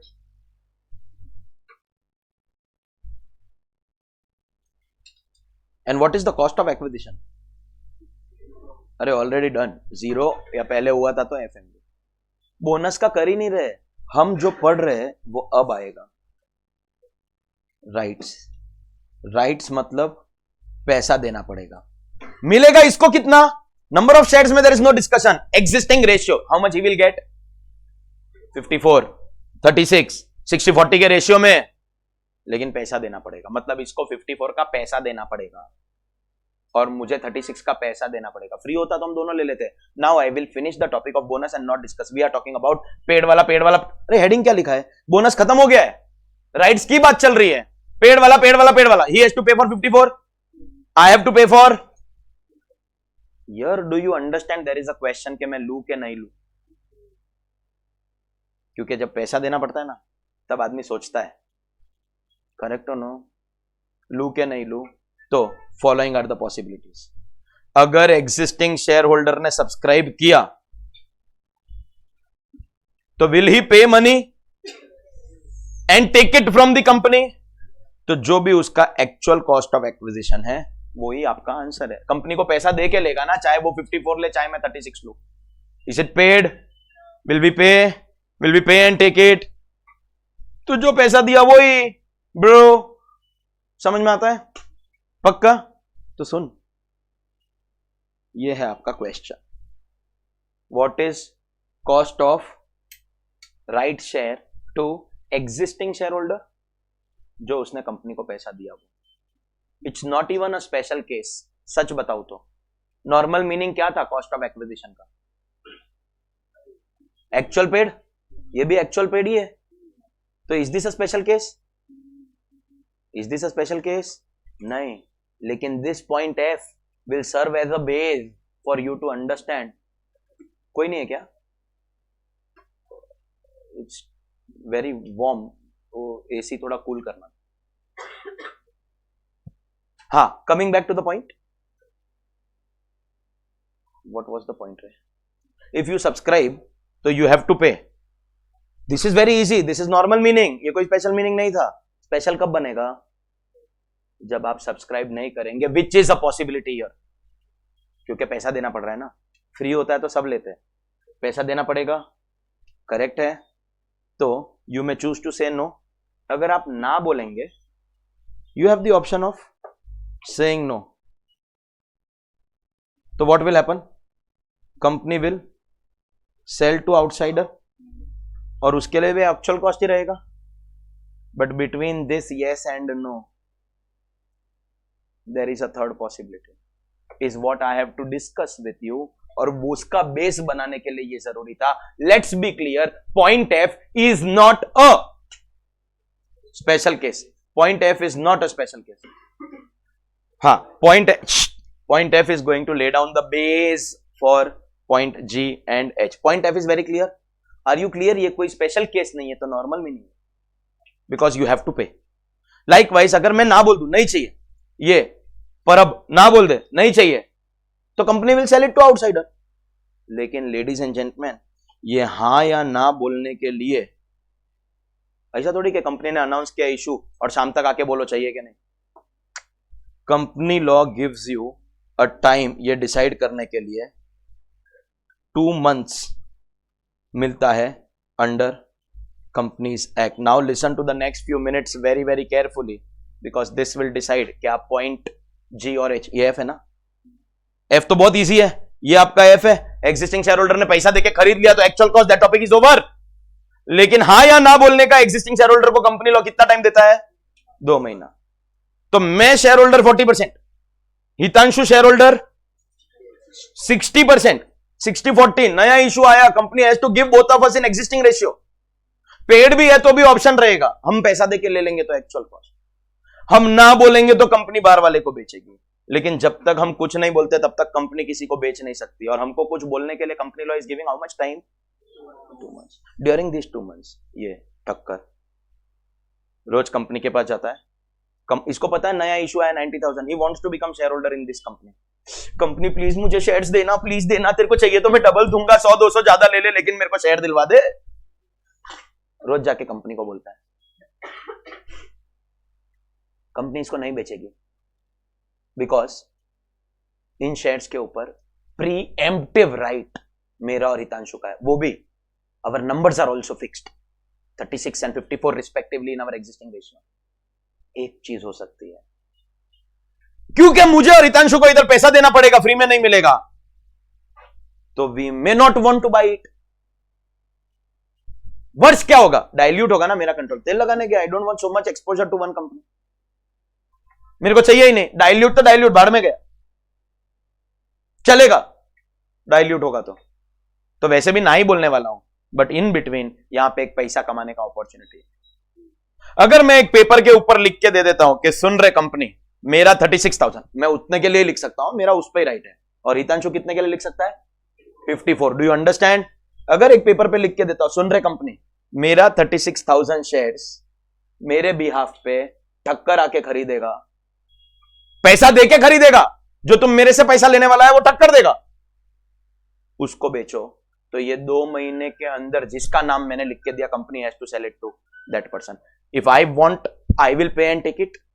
If I say no, then company will sell to outsider. But if I write someone else's name, third party's name, तो ये 2 महीने में जिसका नाम मैं डालूंगा उसी को कंपनी को बेचना पड़ेगा.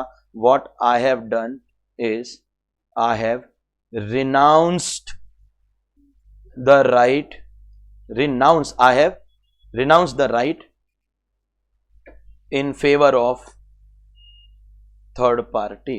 मैंने एक पेपर पे, मैं कितने शेयर्स के लिए लिख के दे सकता हूं? 36.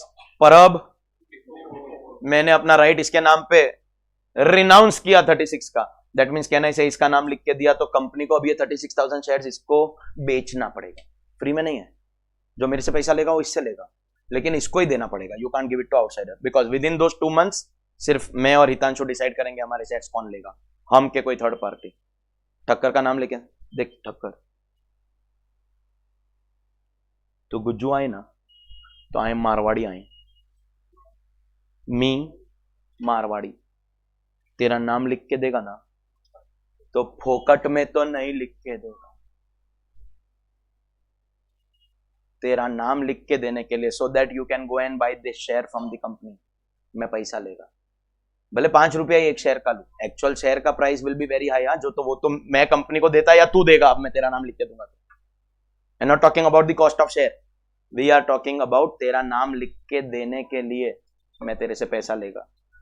And what I have done, ladies and gentleman, I have renounced my right in favour of third party. और इसको रिनाउंस करने के लिए मैं इससे पैसा लेगा. Nothing is free bro. What have I done, ध्यान से सुनना. Have I sold my original shares 4,000 to him? नहीं, वो अब भी मेरे पास है. करेक्ट है. Have I sold the rights shares to him? No, no, मैंने राइट शेयर खरीदे ही नहीं है. मैंने अपना राइट एक्सरसाइज ही नहीं किया है. मैंने अपना राइट रिनाउंस किया है. राइट शेयर तो अब ये जाके खरीदेगा कंपनी से, क्योंकि इसका नाम लिखा है. I have not sold the right shares. Have I sold my original shares? No. Have I sold my right shares? No. वो तो अब ये जाके खरीदेगा कंपनी से. मैंने क्या किया है? Sell of right to buy the shares. मैंने क्या बेचा है? राइट बेचा है. Right. This is known as sell of right entitlement. I have sold my right. तो what is the cost of acquisition? पहले तुम सिचुएशन समझ लो, नहीं तो तुम बकवास करोगे. मेरे पास 4,000, परब के पास 6,000 शेयर था. उन शेयर्स का कॉस्ट तो जो भी एक्चुअल कॉस्ट था, वो जब कंपनी ने नया इशू लाया और हम ही लोग खरीद लेते तो अगेन एक्चुअल कॉस्ट ही होता. That was my point F. हम नहीं खरीदता तो कंपनी किसी को भी बेच देता, उसका भी एक्चुअल कॉस्ट ही होता है. बट इन बिटवीन 2 मंथ्स के अंदर एक और तरीका है पैसा कमाने का. किसी थर्ड पार्टी का नाम लिख के दे दो और उससे पैसा ले लो. To that third party, has any one of us sold the original shares? अरे बोलो, वो तो हमारे पास ही है. Have we sold the right share? वो तो वो जाके खरीदेगा. What have we sold? The right to buy shares. Renouncement of right in favour of someone. और ये भी फोकट में नहीं होएगा. क्या ठक्कर मेरे को पैसा देगा? तो व्हाट इज सेल कंसिडरेशन? वो एक्चुअल अमाउंट जो मैं ठक्कर से ले रहा हूं. Don't get confuse. Selling price तो एक्चुअल है, तो स्पेशल केस थोड़ी है. क्वेश्चन ये है, what is cost? Actually point F जो है ना, वो माहौल बनाने के लिए किया है. Is it a special case? नहीं, वो तो एक्चुअल कॉस्ट होता अगर मैं या परब जाके खरीद लेते तो. माहौल तो पॉइंट जी और एच के लिए बनाना था. What is the cost? ये वही समझेगा जिसको समझा है कि बिका क्या है. एक बार वापस कंफर्म कर लेते हैं. Have I sold original shares? No. Have I sold right shares? What have I sold? Rights. Selling price is what Thakkar paid me. It's a capital asset by the way. देख ले, एक्सक्लूजन्स में नहीं है. या देख ले, एक्सक्लूजन्स में नहीं है ना. कैपिटल गेन हुआ है. Selling price is actual. Cost क्या है? कॉस्ट क्या है? कॉस्ट हाँ, क्यों sir? I paid for 4,000 shares. वो जो भी मेरा कॉस्ट था, जब भी ये 4,000 बेचूंगा वो कॉस्ट का तो डिडक्शन ले ही लूंगा।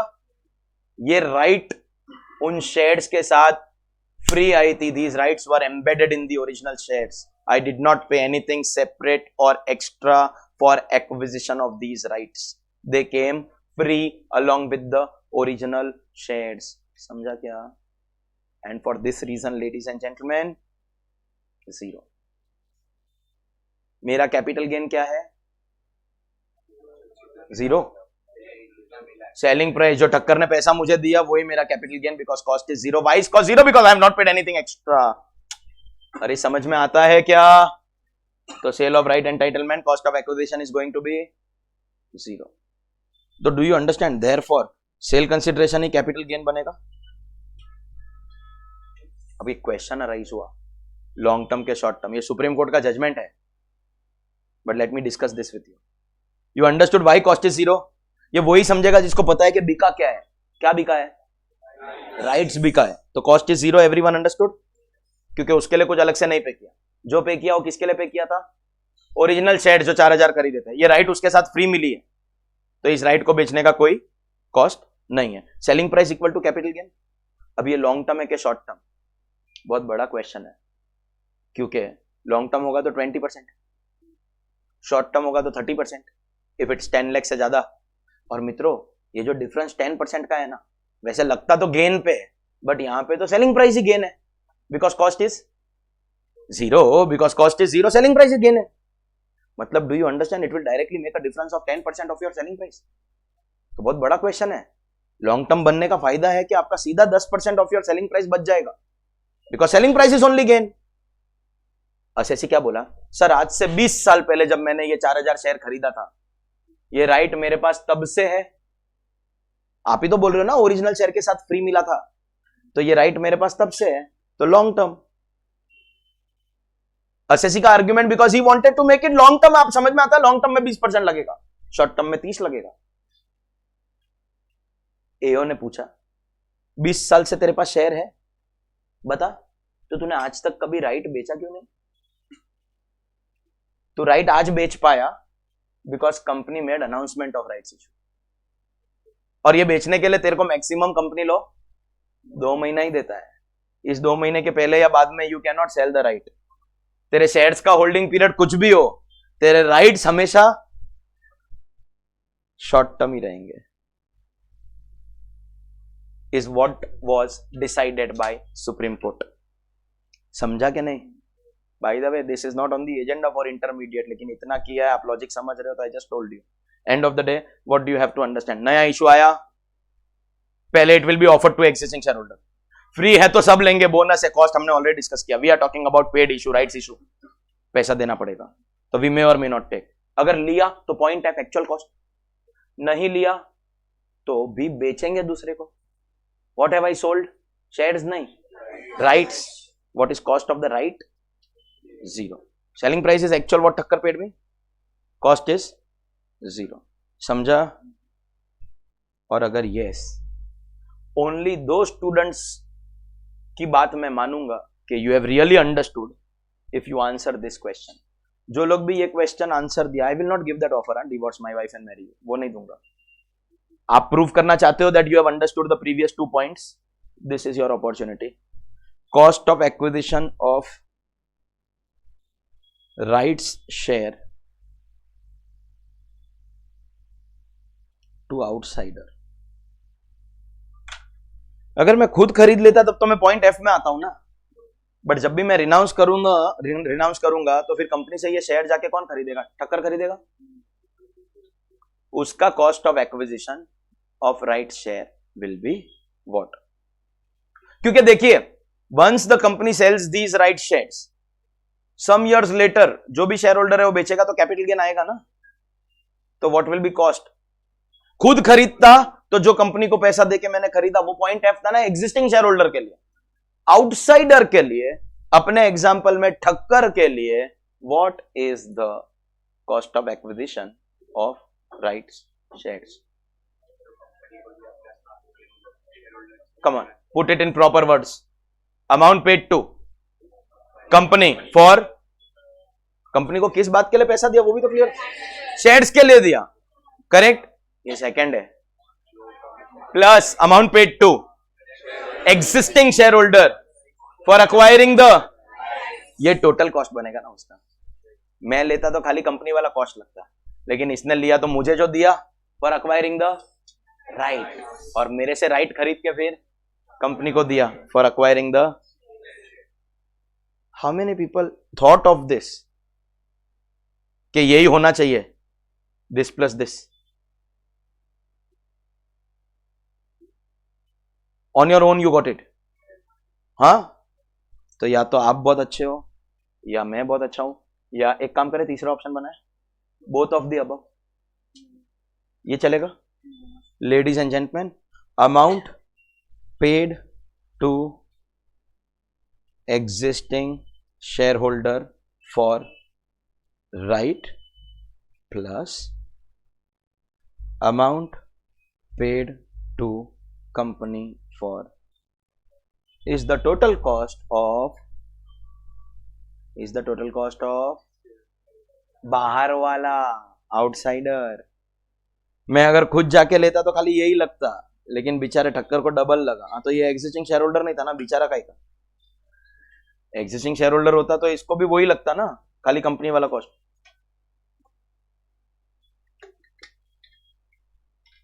समझ में आया मित्रों? Fantastic.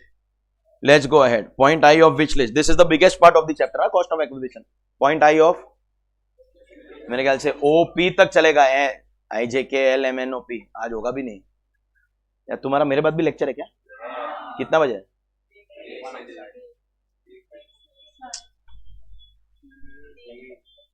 अच्छा, मतलब 2 घंटे में तो क्या ऐसा लगा कि मतलब अभी चालू हुआ, अभी तो खत्म होने आया यार, लेक्चर जमता ही नहीं है। एंड यू आर अनलक्की कि मेरा हैंडसम फेस आज के दिन इतना ही टाइम देखने को मिला। रुक जाओ, मैं एक काम करता हूं, आपका अगला लेक्चर चालू होगा, मैं चेयर लेके उधर बैठ जाऊंगा, तुम देखते रहना मेरे को। मैं इतना अच्छा दिखता हूं क्या? यही बाकी रह गया। कॉस्ट ऑफ एक्विजिशन फॉर, या ऑफ लिखो, कौआ of sweat equity, also known as employee stock option. Sweat equity, yes, I am not asking क्या अकाउंट्स में सीखा है क्या, मैंने ही सीखा है क्या? एम्प्लॉइज को कंपनी का securities will be allotted at concessional price.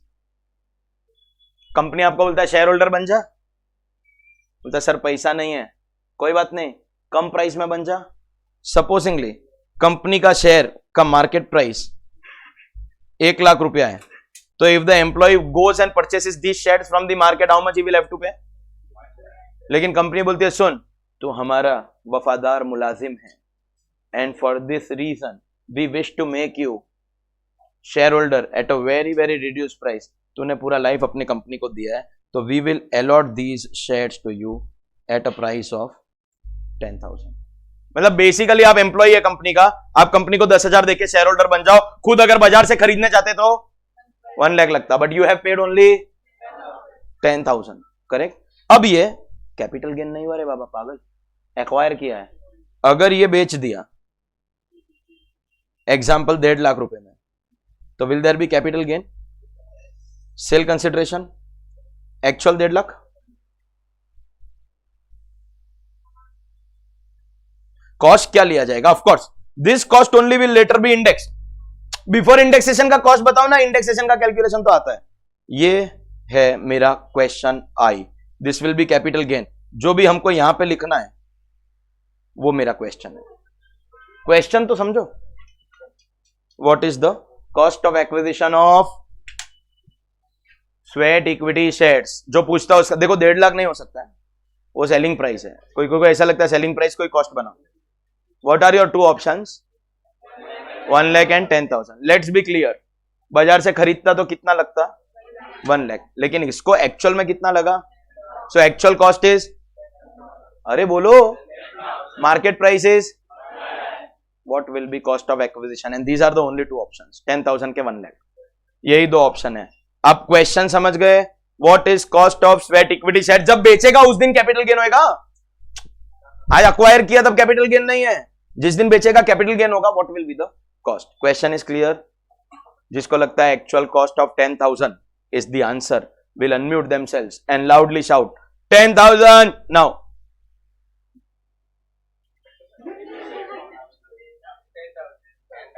जब वेट कर रहे थे कि एक दो लोग बोले तो हम भी बोले. Second attempt. जिसको भी लगता है 10,000 will unmute and loudly shout 10,000 now. बस पहले किसी को नहीं बोलना था, 4 बोले तो 40 बोलेंगे. जिसको ये एक दो ने मुंह खोला तो सबने साथ में खोला. फिर भी किसी को लगता है कि answer should be 1 lakh, will unmute themselves and loudly shout 1 lakh now. There are still people saying 1 lakh.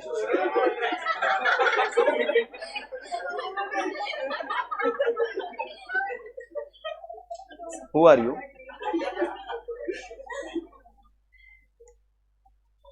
हाँ, इंडिया और वेस्ट इंडीज दोनों की टीम से खेलता है.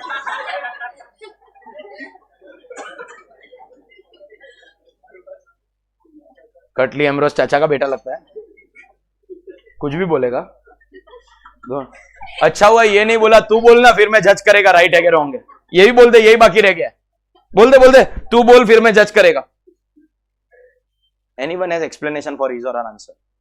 Come on, these are opportunities for you to participate in class. अगर आप नहीं करेंगे ना तो देखिए, वैसे तो मैं तो आंसर देगा ही of course, लेकिन to build your own confidence you should participate in class. Come on, ये class is not कि भाई 2-4 बच्चे कभी भी participate करते हैं, बाकी सब ऐसे ही खाली मेरे हैंडसम फेस के मजे लेने आते हैं, खाली उसके लिए क्लास नहीं चलती. You have to also participate. Come on. क्यों? The argument behind actual is बहुत simple कि मेरे जेब से एक 10,000 का बाजार का भाव के बाहर में मेरे जेब से कितना गया, that should be the cost of acquisition is the argument behind 10,000 being the actual as the answer. But still there are people who insist on 1 lakh. क्या कि you want to change your answer, you still insist on 1 lakh, then you have to give a very strong reason.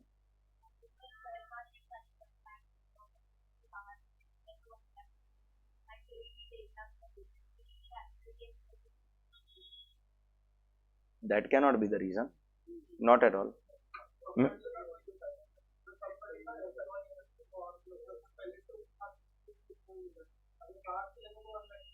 तो आपको तो उतने में ही मिला ना 10,000. But that cannot be the reason for making it the cost. No. अपना हाथ लो, जेब में डालो. जेब से कितना पैसा गया मालिक बनने के लिए? शेयर का मालिक बनने के लिए एक भी नहीं गया. अरे मैं किसका मालिक सोच रहे थे तुम? अरे बोलता है एक भी नहीं गया. आपके जेब में जो पेन ड्राइव पड़ा है मैं उसका नहीं पूछ रहा था कि उसका मालिक बनने के लिए किसका कितना पैसा गया. मैं ये शेयर होल्डर बन के सोचने का बोल रहा था, जेब से कितना पैसा गया. बोलता है एक भी नहीं गया. 10,000 वापस कितना आया? No one can deny the fact that इसका प्रॉफिट 140 है. ये तो कोई डिनाई नहीं कर सकता. You still stick to FMV कि you want to change your answer. मित्रों, let me give you the answer first. Answer is FMV on allotment. तो यस, आंसर तो 1 लाख ही है, but the reason given by you was absolutely nonsense. Reason नहीं, answer right होने से कुछ नहीं होता. मतलब लॉजिक नहीं समझा हमको.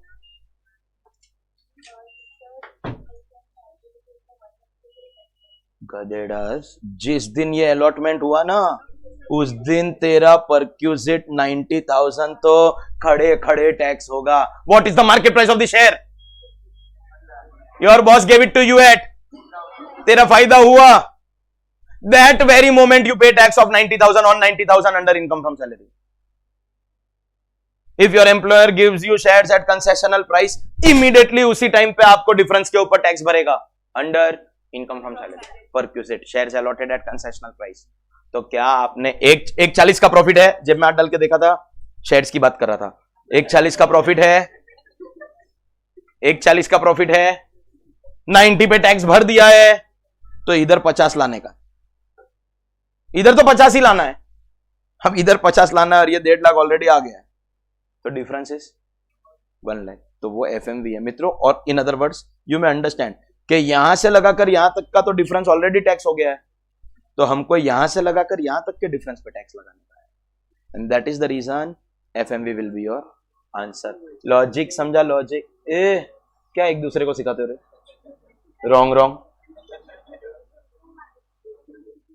और इसका तो दोनों आंसर था, और तू सच में वापस इससे सीख भी रहा है, ये दोनों आंसर दे रहा था कि तूने इसको सिखाया था, दोनों बोल दे गंगाधरी शक्तिमान है। Why do you even try to teach things to each other? I get paid. कम है तो क्या हुआ? I get paid, no? Why are you trying? तुम समझा अभी लॉजिक के साथ? That 90 is already tax, so we have to now pay tax on the balance 50,000. इसलिए FMV on allotment. चलो इसके लिए एक और चांस देते हैं हम। Next case of special cases of cost of acquisition. Cost of acquisition of an asset which is received as taxable gift. Gift दो टाइप की होती है, एक वो जब मिलती है जब टैक्सेबल होता है, एक मिलने के टाइम पे वो नॉट टैक्सेबल था। जब गिफ्ट मिलने के टाइम पे नॉट टैक्सेबल था तब तो आपको cost to the previous owner लगाना। Let me clarify here only. Not taxable gift जो होगी उसके अंदर you have to apply 49(1). Is that clear? We are talking about an asset that was received as taxable. First of all, sir कौन सा taxable gift होता है, कौन सा नॉट टैक्सेबल गिफ्ट होता है? इनकम फ्रॉम अदर सोर्सेज का जो चैप्टर है उसका जो भी total time taken after this, that's the last head रे, चौथा हेड चालू है। कोई को पता ही नहीं क्या चल रहा है जिंदगी में। Last fifth head of income का टोटल टाइम को हाफ करो, पूरा चैप्टर एक तरफ जाएगा और गिफ्ट दूसरी तरफ जाएगा। पूरे चैप्टर का आधा टाइम गिफ्ट सिखाने में जाएगा। देने वाला किसी को भी नहीं हूं, लेकिन सिखाएगा। तो that chapter will teach you when it is taxable, when it, बहुत सारे टर्म्स एंड कंडीशंस है। आज पूछने बैठोगे तो 4 घंटा लगेगा उसको सिखाने में। 8 घंटे के चैप्टर में 4 घंटा उसका ही लगता है। बहुत सारे कंडीशन। आपको आपके रिलेटिव से मिला तो नॉट टैक्सेबल। उसमें भी क्वेश्चन आता है, सर रिलेटिव कौन कौन है? तुम दिल से मानते होगे नेबर्स वाइफ को, वो उसके डेफिनेशन में नहीं आती है। कौन कौन रिलेटिव है? There is one occasion of life when even income tax has sympathy with you. So gift on the occasion of marriage will be not taxable. But again, the marriage has to be your marriage. तुम ऐसा नहीं बोल सकता है कि मेरे बाजू वाले का शादी था, मेरा मन था तो दुख में लोगों ने गिफ्ट दिया। हंसी हंसी हंसी, ये बराबर था ना? कितना 6 साल में 7 साल में एक बार हंसते हो, क्या करना? अरे आपका खुद का शादी होना चाहिए। देखो नेबर की शादी पे कोई गिफ्ट देगा, बहुत ही एक्सेजरेशन है, बट ऐसा पॉसिबल है आपकी शादी में आपके पेरेंट्स को गिफ्ट नहीं दिया, उनके लिए टैक्सेबल है, उनके लिए एग्जम्प्ट नहीं है। जिसका शादी है उसको एग्जम्पशन मिलता है, घर में शादी होने से नहीं। हम तो जॉइंट फैमिली में घर में रोज किसी का शादी होता है, तो बोलेगा मेरे देश में शादी था, रोज होता है। तो all Indians are my brothers and sisters, घर में शादी था बस।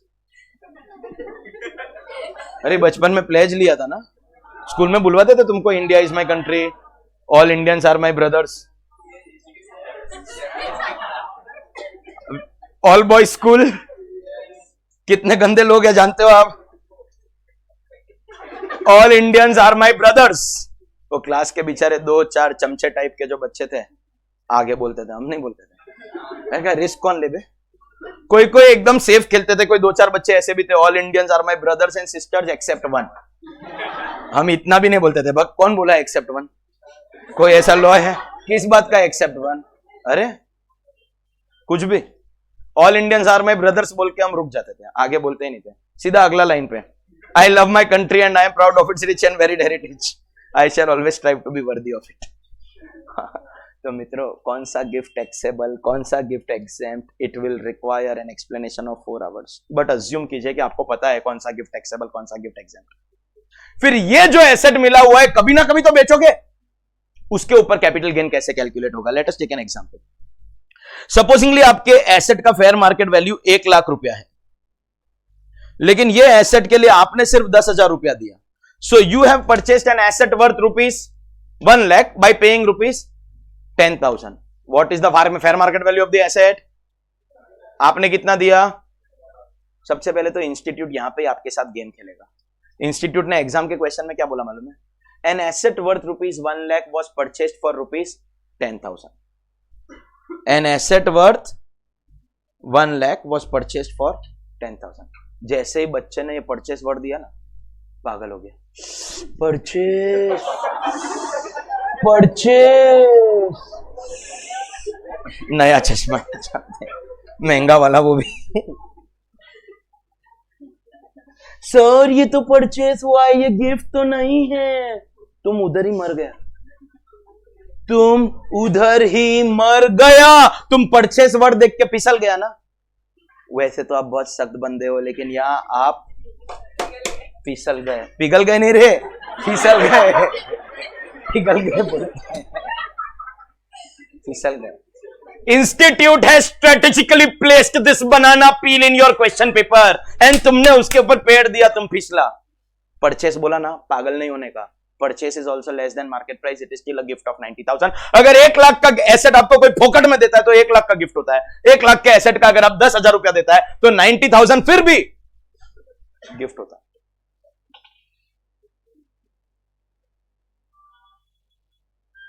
आप समझते हो?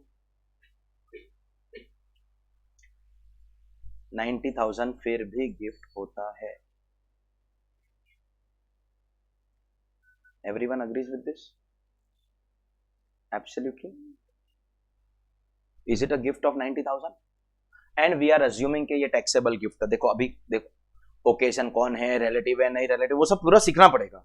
We are doing this example on an assumption that at this stage आपने टैक्स भरा है on 90,000. अब कल की डेट पे ये एसेट आपने बेच दिया. कितने बेचा? वही 1.5 lakh. Therefore there will be capital gains. Sale consideration will be actual 1.5 lakh. What will be your cost और index cost? क्योंकि इससे आपको आपका कैपिटल गेन मिल जाएगा. जो मेरा हेडिंग है वो ये, यहां पे जो आंसर लिखूंगा ना वो मेरा क्वेश्चन है. What is cost of acquisition of asset received as taxable gift? आपको वर्ड्स में बोलना है. आपने आपके जेब से कितना पैसा दिया? 10,000. What is the cost? Oh what is the cost? 10,000. दुनिया में खोए हुए मत रहो, खोए हुए मत रहो. समझ गए?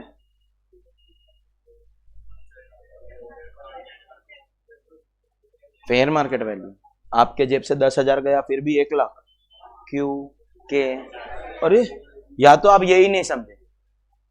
अगर आप ये समझे हो तो ये वही तो है, FMV एट एक्विजिशन. नहीं, अब एक काम करो, जेब में हाथ डाल ही लो. How much money went from your pocket? How much came back? Net profit already paid tax on because it is taxable gift. No, अगर एग्जाम गिफ्ट होता तो अलग बात थी. टैक्सेबल गिफ्ट है मतलब इतने वैल्यू पे तो हमने ऑलरेडी टैक्स भर दिया है, तो अब हमको खाली इतने डिफरेंस के ऊपर टैक्स भरने का है. पूरा का पूरा सेम ही तो है, अलग क्या था ब्रो इसमें? क्यों फिसल गया तुम? समझ में आया FMV? सो जैसे ये FMV वैसे ये FMV. Is that clear? Fantastic. Next point. हाँ बोल.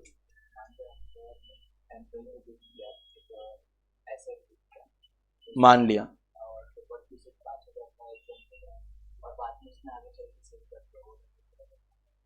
परक्यूसिट क्या एग्जाम्प्ट हो जाएगा? हाँ.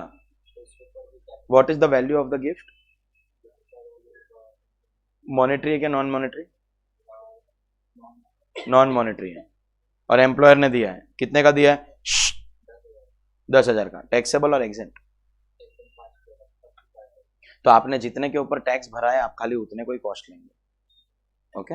Amalgamation please understand. अच्छा, अमेलगमेशन का चैप्टर तो आपका yes.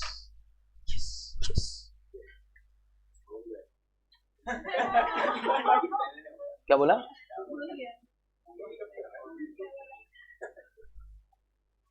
ठक्कर, मैं ना मेरे राइट्स का भाव बढ़ा देगा, पहले ही बोला है. इतना मारेगा ना सूज जाएगा बॉडी पूरा. बोलना मत फिर, तू खाली दिखता बड़ा है, बाकी आधा है और मैं डबल है तेरा, पहले ही बोल रहा है।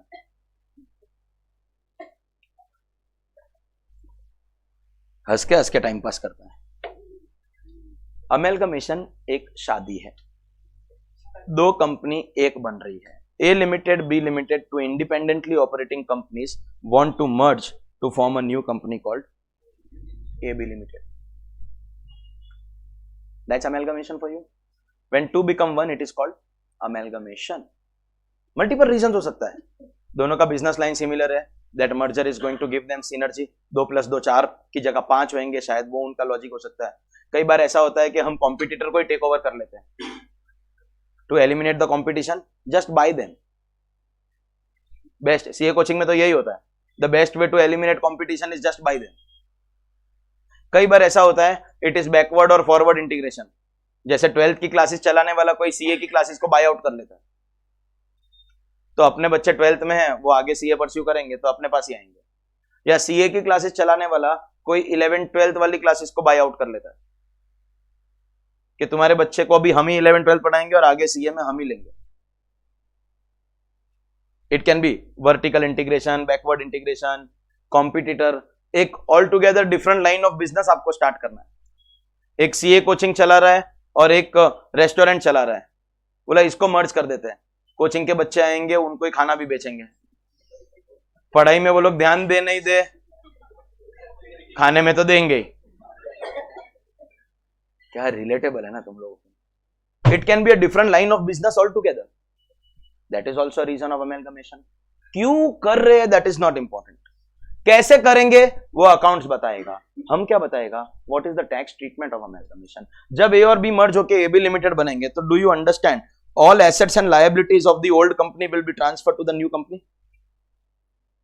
वैसे liabilities is not what we are interested in, क्योंकि ये we are talking about transfer of capital assets. जब बाय द वे मैं दोनों जगह पे नहीं लिख रहा हूं, क्योंकि जो इधर लिख रहा हूं वो दोनों सेम ही होने वाला है ना। Do you understand both old companies. अच्छा, by the way old company new company we speak for classroom convenience, the correct terms are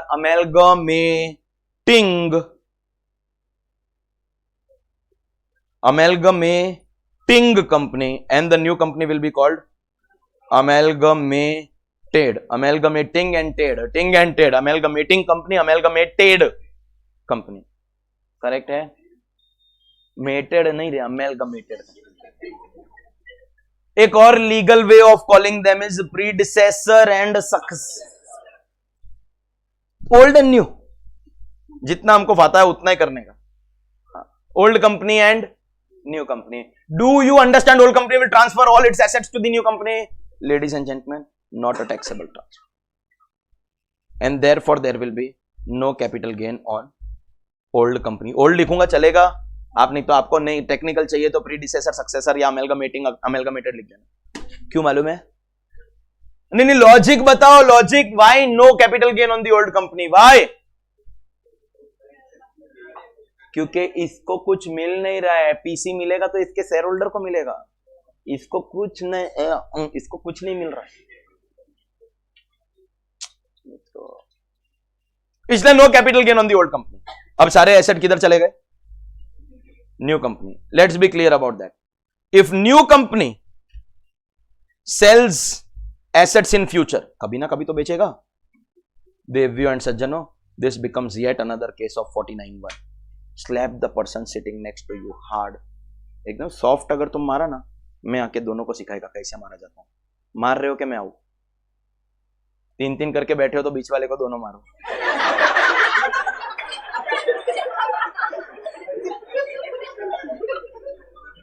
हंसो मत बे, 49(1) बोलो। Cost to the previous owner, that means old company has transferred asset to the new company, no capital gain on old company।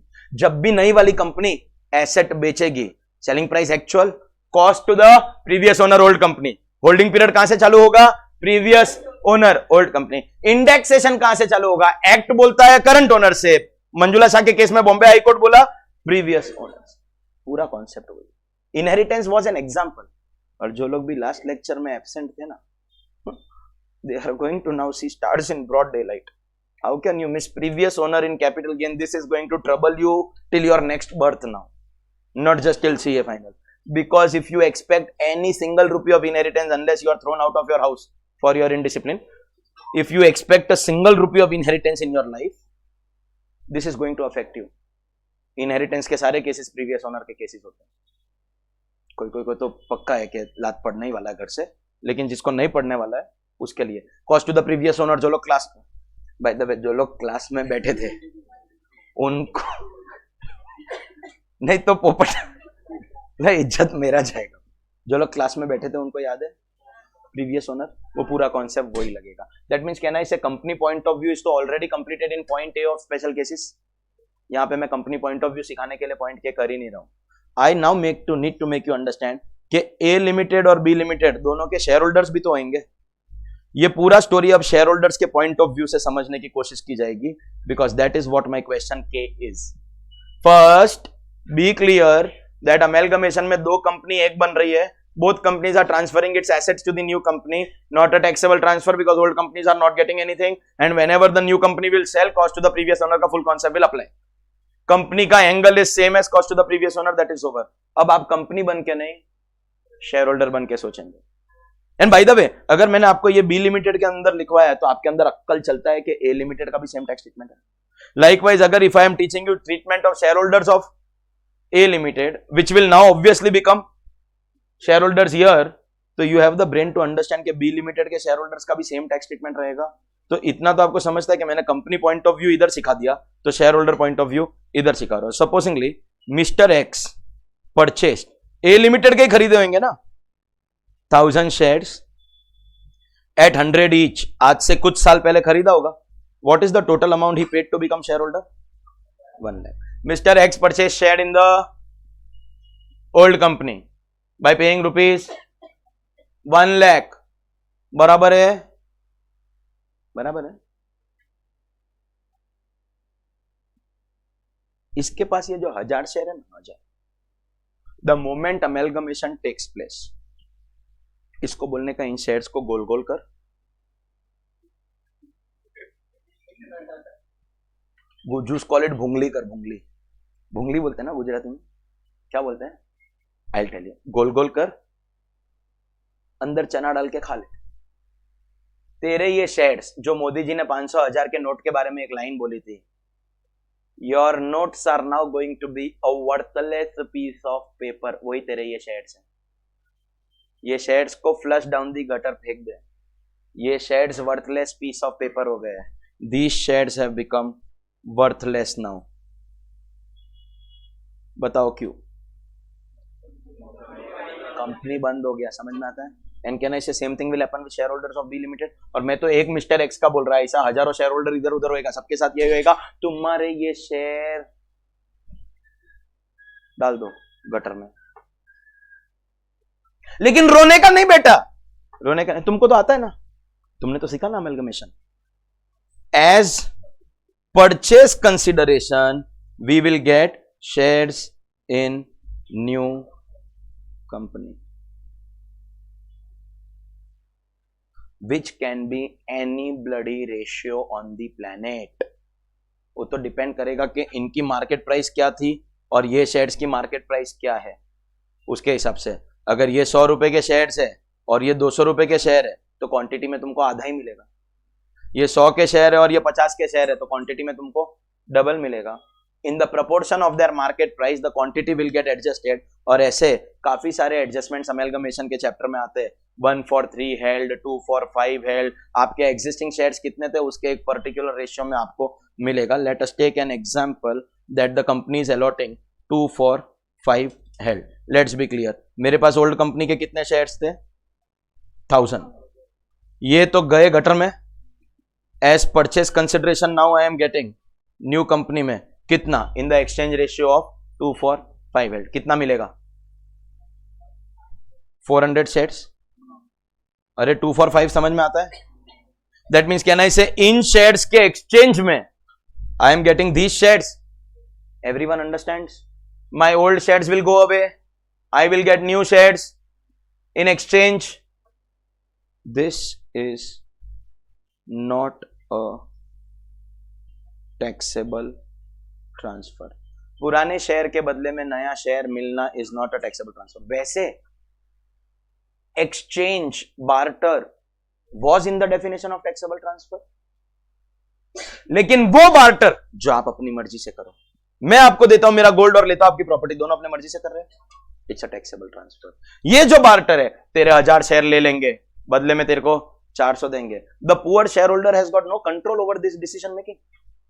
Eight the company level it was decided that दोनों company आपस में मर्ज हो जाएगी और आपके पुराने shares gutter में जाएंगे। Think about it, think about it, companies merging with each other, has the share holder gained anything out of it? No, कुछ भी उसका प्रॉफिट हुआ है? नहीं। क्या इस ट्रांजैक्शन में उसका मर्जी भी हुआ था? नहीं, इट वॉज कंपनी डिसीजन। मैं तो क्या बोलता हूं, तू ये तेरा पिंक कलर का शर्ट पहन के एक नाई की दुकान में जा और वहां पे टकला होके बाहर आ जा, सेम पिंक कलर के शर्ट में, तो तू आज भी वही है ना? ये शर्ट जिसने पहना था वो पहले वाला और अभी वाला सेम ही है ना? क्या इसका मतलब यह है कि मोरिया बाल has sold the shirt to मोरिया बॉल्ड? Too deep bro. नहीं नहीं, अरे कंपनी के बाहर नेम प्लेट बदलने से मेरे को क्या फायदा या नुकसान हुआ है? You understand? It is not a gain on the shareholder. It is not, and this has been specifically written in the list of not a taxable transfer. That means, do you understand? No capital gain at the time of amalgamation. Company को भी नहीं था, उसमें तो cost to the previous owner लगेगा। यहां पे कोई प्रीवियस ओनर नहीं है, पुराने शेयर का ओनर भी एक्स था, नए शेयर का ओनर भी एक्स है। बट जब एक्सचेंज हुआ, at that time was it his decision? अरे बोलो यार, ऐसे क्या देखते हो? Was it his decision? किसका डिसीजन था? कंपनी का। तो इसका कोई भी कैपिटल गेन उस टाइम पे कैलकुलेट नहीं होगा। Now what is he holding? ये वाले शेयर्स, ये तो गए ना, किधर गए? डोंट टच, तुमको जिधर फेंकना है फेंक देना, पर गए ना, क्योंकि कंपनी चला गया। Now what is his wealth? 400 shares of new company. और आज नहीं तो कल, कभी ना कभी तो जिंदगी में ये बेचेगा और इसको कैपिटल गेन होगा। क्या बेचेगा? ये पुराने पे तो हुआ ही नहीं ना, हो तो एक्सचेंज में चले गए। तो sale consideration will be actual selling price of new shares. What will be the cost of acquisition और index cost of acquisition, so that you get your capital gain. Ladies and gentleman, यहां पे जो मेरे को answer लिखना है, ये मेरा एक्चुअल क्वेश्चन के है। मेरा क्वेश्चन के is cost of acquisition of shares in amalgamated company। सुनिए, अगर मैंने ओल्ड कंपनी के शेयर पहले ही बेच दिए होते तो मेरा एक्चुअल कॉस्ट था। ओल्ड कंपनी के शेयर तो मैं बेच ही नहीं पाया, तो चले गए गटर में, but I got in return new company का shares. So now I am selling those shares. Which one? New वाला। Is there capital gain on this sale? पूछ रहा हूं। यस। सेलिंग प्राइस क्या होगा? एक्चुअल कॉस्ट क्या होगा? ये क्वेश्चन है और इस क्वेश्चन का आंसर यहां पे लिखना है। I expect you to give me the answer. इसके लिए मैं एक क्विक समरी आपको करके देता हूं। Two companies decide to merge into one, that is called amalgamation. कोई लोग इसको अकाउंट में भूल गए, बाकी बहुत लोग को याद है। Two becoming one. तो ऑल ओल्ड कंपनी का assets will be transfer to the new company. Transfer of asset हुआ है, बट नॉट अ टीटी, क्योंकि ओल्ड कंपनीज को कुछ मिल नहीं रहा है, वो तो बंद हो रही है। सो ओल्ड कंपनी के ऊपर there will be no capital gain. और जब नई कंपनी एसेट्स बेचेगी तो cost to the previous owner. So nothing to be taught here. जो पॉइंट सिखाया था वही है। कैपिटल गेन कब होगा? जब नई कंपनी बेचेगी। कंपनी का पॉइंट ऑफ व्यू होगा। Now think about share holder. Share holder ने सबसे पहले क्या खरीदा था? Shares in the old company. These shares are now going down the gutter because old company बंद हो रही है। रोने का नहीं, बदले में तुझे क्या मिलेगा? Shares in the new company at the time of exchange. That way it is exchange, but not खुद का डिसाइड किया हुआ exchange. So not a TT. इस बार कोई कैपिटल गेन नहीं होगा। Capital gain if and when will arise? When will it arise? Sale of new shares. Selling price actual. What will be the cost? Purchase price of X Limited करके कोई company नहीं था। तुमको अपना X बड़ा याद आता है? A Limited 1 lakh 1 lakh. अगर वर्ड्स में बोलेंगे तो cost of acquisition of shares in old company, क्योंकि मैंने जो 1000 शेयर खरीदने के लिए दिया था ना, मेरा वो ही कॉस्ट यहां पे मेरा, देखो मैंने वो कॉस्ट इनकर किया था तब मेरे को 400 शेयर मिले ना। अगर एक्सचेंज पे कोई कैपिटल गेन लग गया होता तो यहां से लगाकर यहां तक का जो कैपिटल गेन है उतने पे I would have paid tax, तो यहां पे जो मैंने सेलिंग प्राइस लिया उसको कॉस्ट बना देता। But have I paid tax anything out here? No. That means मेरा तो यहां से लगाकर यहां तक का पूरा गेन टैक्स लगाना बाकी है, तो जो भी मेरा ये 1000 का कॉस्ट था that will become my cost. Most of you all give this answer because you all understood the logic. My cost in the old company will become my cost in the new company. You all give the answer, very good. मेरी तरफ से value addition ये है, total लेने का, total total total हमेशा लेने का। You will never take it per share, नहीं तो आप बुरी तरह मर जाएगा। देखिए मैं समझाता है please. What was cost in the old company? 1000 share 100 rupees, 1 lakh, correct है। हमको क्या बोला, जो मैंने वहां पे किया वही मेरा यहां बन जाएगा, जो वहां पे किया वही यहां बन जाएगा। अब यहां पे शेयर मिला 400, तुमको लगेगा जो वहां पे किया उसको ले लो, तो 400 का तुम 100 से मल्टीप्लाई कर देगा, तो तुम्हारा टोटल कॉस्ट कितना आएगा? 40,000। ब्रो तुमने 1 लाख दिया था, इन शेयर्स का मार्केट प्राइस अलग है ना, तो you can take 100, you have to take वहां का 1 लाख, यहां का 1 लाख, वो 1000 का 1 लाख, ये 400 का 1 लाख। अब वो 400 में से यू सेल 200 तो 50,000, यू सेल 40 तो 10,000। द टोटल कॉस्ट, क्या बोला मित्रों? Total cost in old company will become the total cost in new company. The total cost in the old company will become the total cost in the new.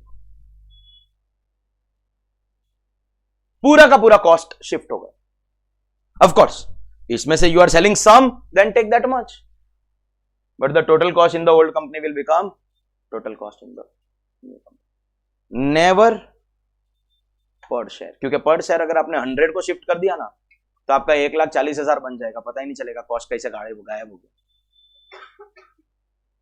Is that clear everyone? So what ever was your total cost in A limited, आप लोगों ने सबने वो बोल दिया जो वहां का कॉस्ट था वो ले लो, उस टोटल को यहां पे लेना है, करेक्ट? मतलब वो 1000 का कॉस्ट कितना था? 100 नहीं, 1 लाख। ये 250 का, ये 250 नहीं, कितना था? 400। इनका कॉस्ट कितना होगा? 1 lakh. Now from 400 you sell all 400, तो what is your cost? Total 1 lakh. You sell 200 तो सीओजीएस तो उतना ही होता है ना, जो बेचेगा उसका ही लेगा ना। यू सेल 400 तो what will you take? Full 1 lakh. You sell 200। Is this clear? With 2 more points. 1, add holding period of previous। अगर ओनर बोलता ना तो जागेवर ठोकना, use your brain. There is no previous owner. उस 1000 का ओनर कौन था? यही था। इस 400 का ओनर कौन है? यही है। मैंने अपने जेब से तो तभी कॉस्ट इनकर किया था ना। तो add holding period of previous company, ताकि आपको पता रहे कि लॉन्ग टर्म है कि शॉर्ट टर्म। समझ लो अमेलगमेशन के तुरंत बाद मैंने बेच दिया, then also holding period will start from previous company. मतलब जब से मैंने ए लिमिटेड के शेयर एक्वायर किए थे तब से होल्डिंग पीरियड स्टार्ट होगा। एंड डेट तो जब मैंने ये बेचे तब। And indexation also, no controversy here, starts from, guess करो which year? I will give you 2 options, the year in which I acquired the old shares or the year in which amalgamation took place and I acquired the new shares. क्यों sir? क्योंकि मेरे जेब से खर्चा तभी लग गया था। तुम कॉस्ट भी वहां से ले रहा, होल्डिंग पीरियड भी वहां से होएगा, इंडेक्सेशन। तुम्हारा कंपनी का मर्ज करने का decision is not going to affect me. मेरा तो तभी ही खर्चा लग गया था। समझा क्या एवरीवन? पक्का? That was your amalgamation, the question and its answer. Total cost in old company will become total cost in new company. कभी भी हम इसको पर शेयर नहीं करेगा। Everyone is clear? अब प्रॉब्लम क्या है? amalgamation के तुरंत बाद एक कॉन्सेप्ट आता है demerger. They are so deeply connected with each other. अभी 12:30 और कल 12:30 मतलब 24 घंटा है, नथिंग टू डू। अगर अमेलगमेशन या इसके पहले का कुछ भी, इसके पहले के चैप्टर्स का भी कुछ भी अगर आपको याद नहीं है, I will not tolerate that. Okay, I am going to see you guys tomorrow. तो क्या अभी चालू किया था, ऐसा लग रहा है अभी 5 मिनट पहले तो चालू किया था, लेक्चर खत्म हो गया, पता ही नहीं चला ना। करना है 2 घंटा में बैठो इधर, जब तक आपका दूसरा क्लास चल रहा है, देखते रहोगे ऐसे। भाई अभी तो बच के रहना पड़ेगा यार। नालायक लोग, you need to know every word of especially amalgamation, then you'll understand the connection between amalgamation and demerger. We will have to end our lecture today. Thank you very much. Have a nice day. Bye bye. Take care.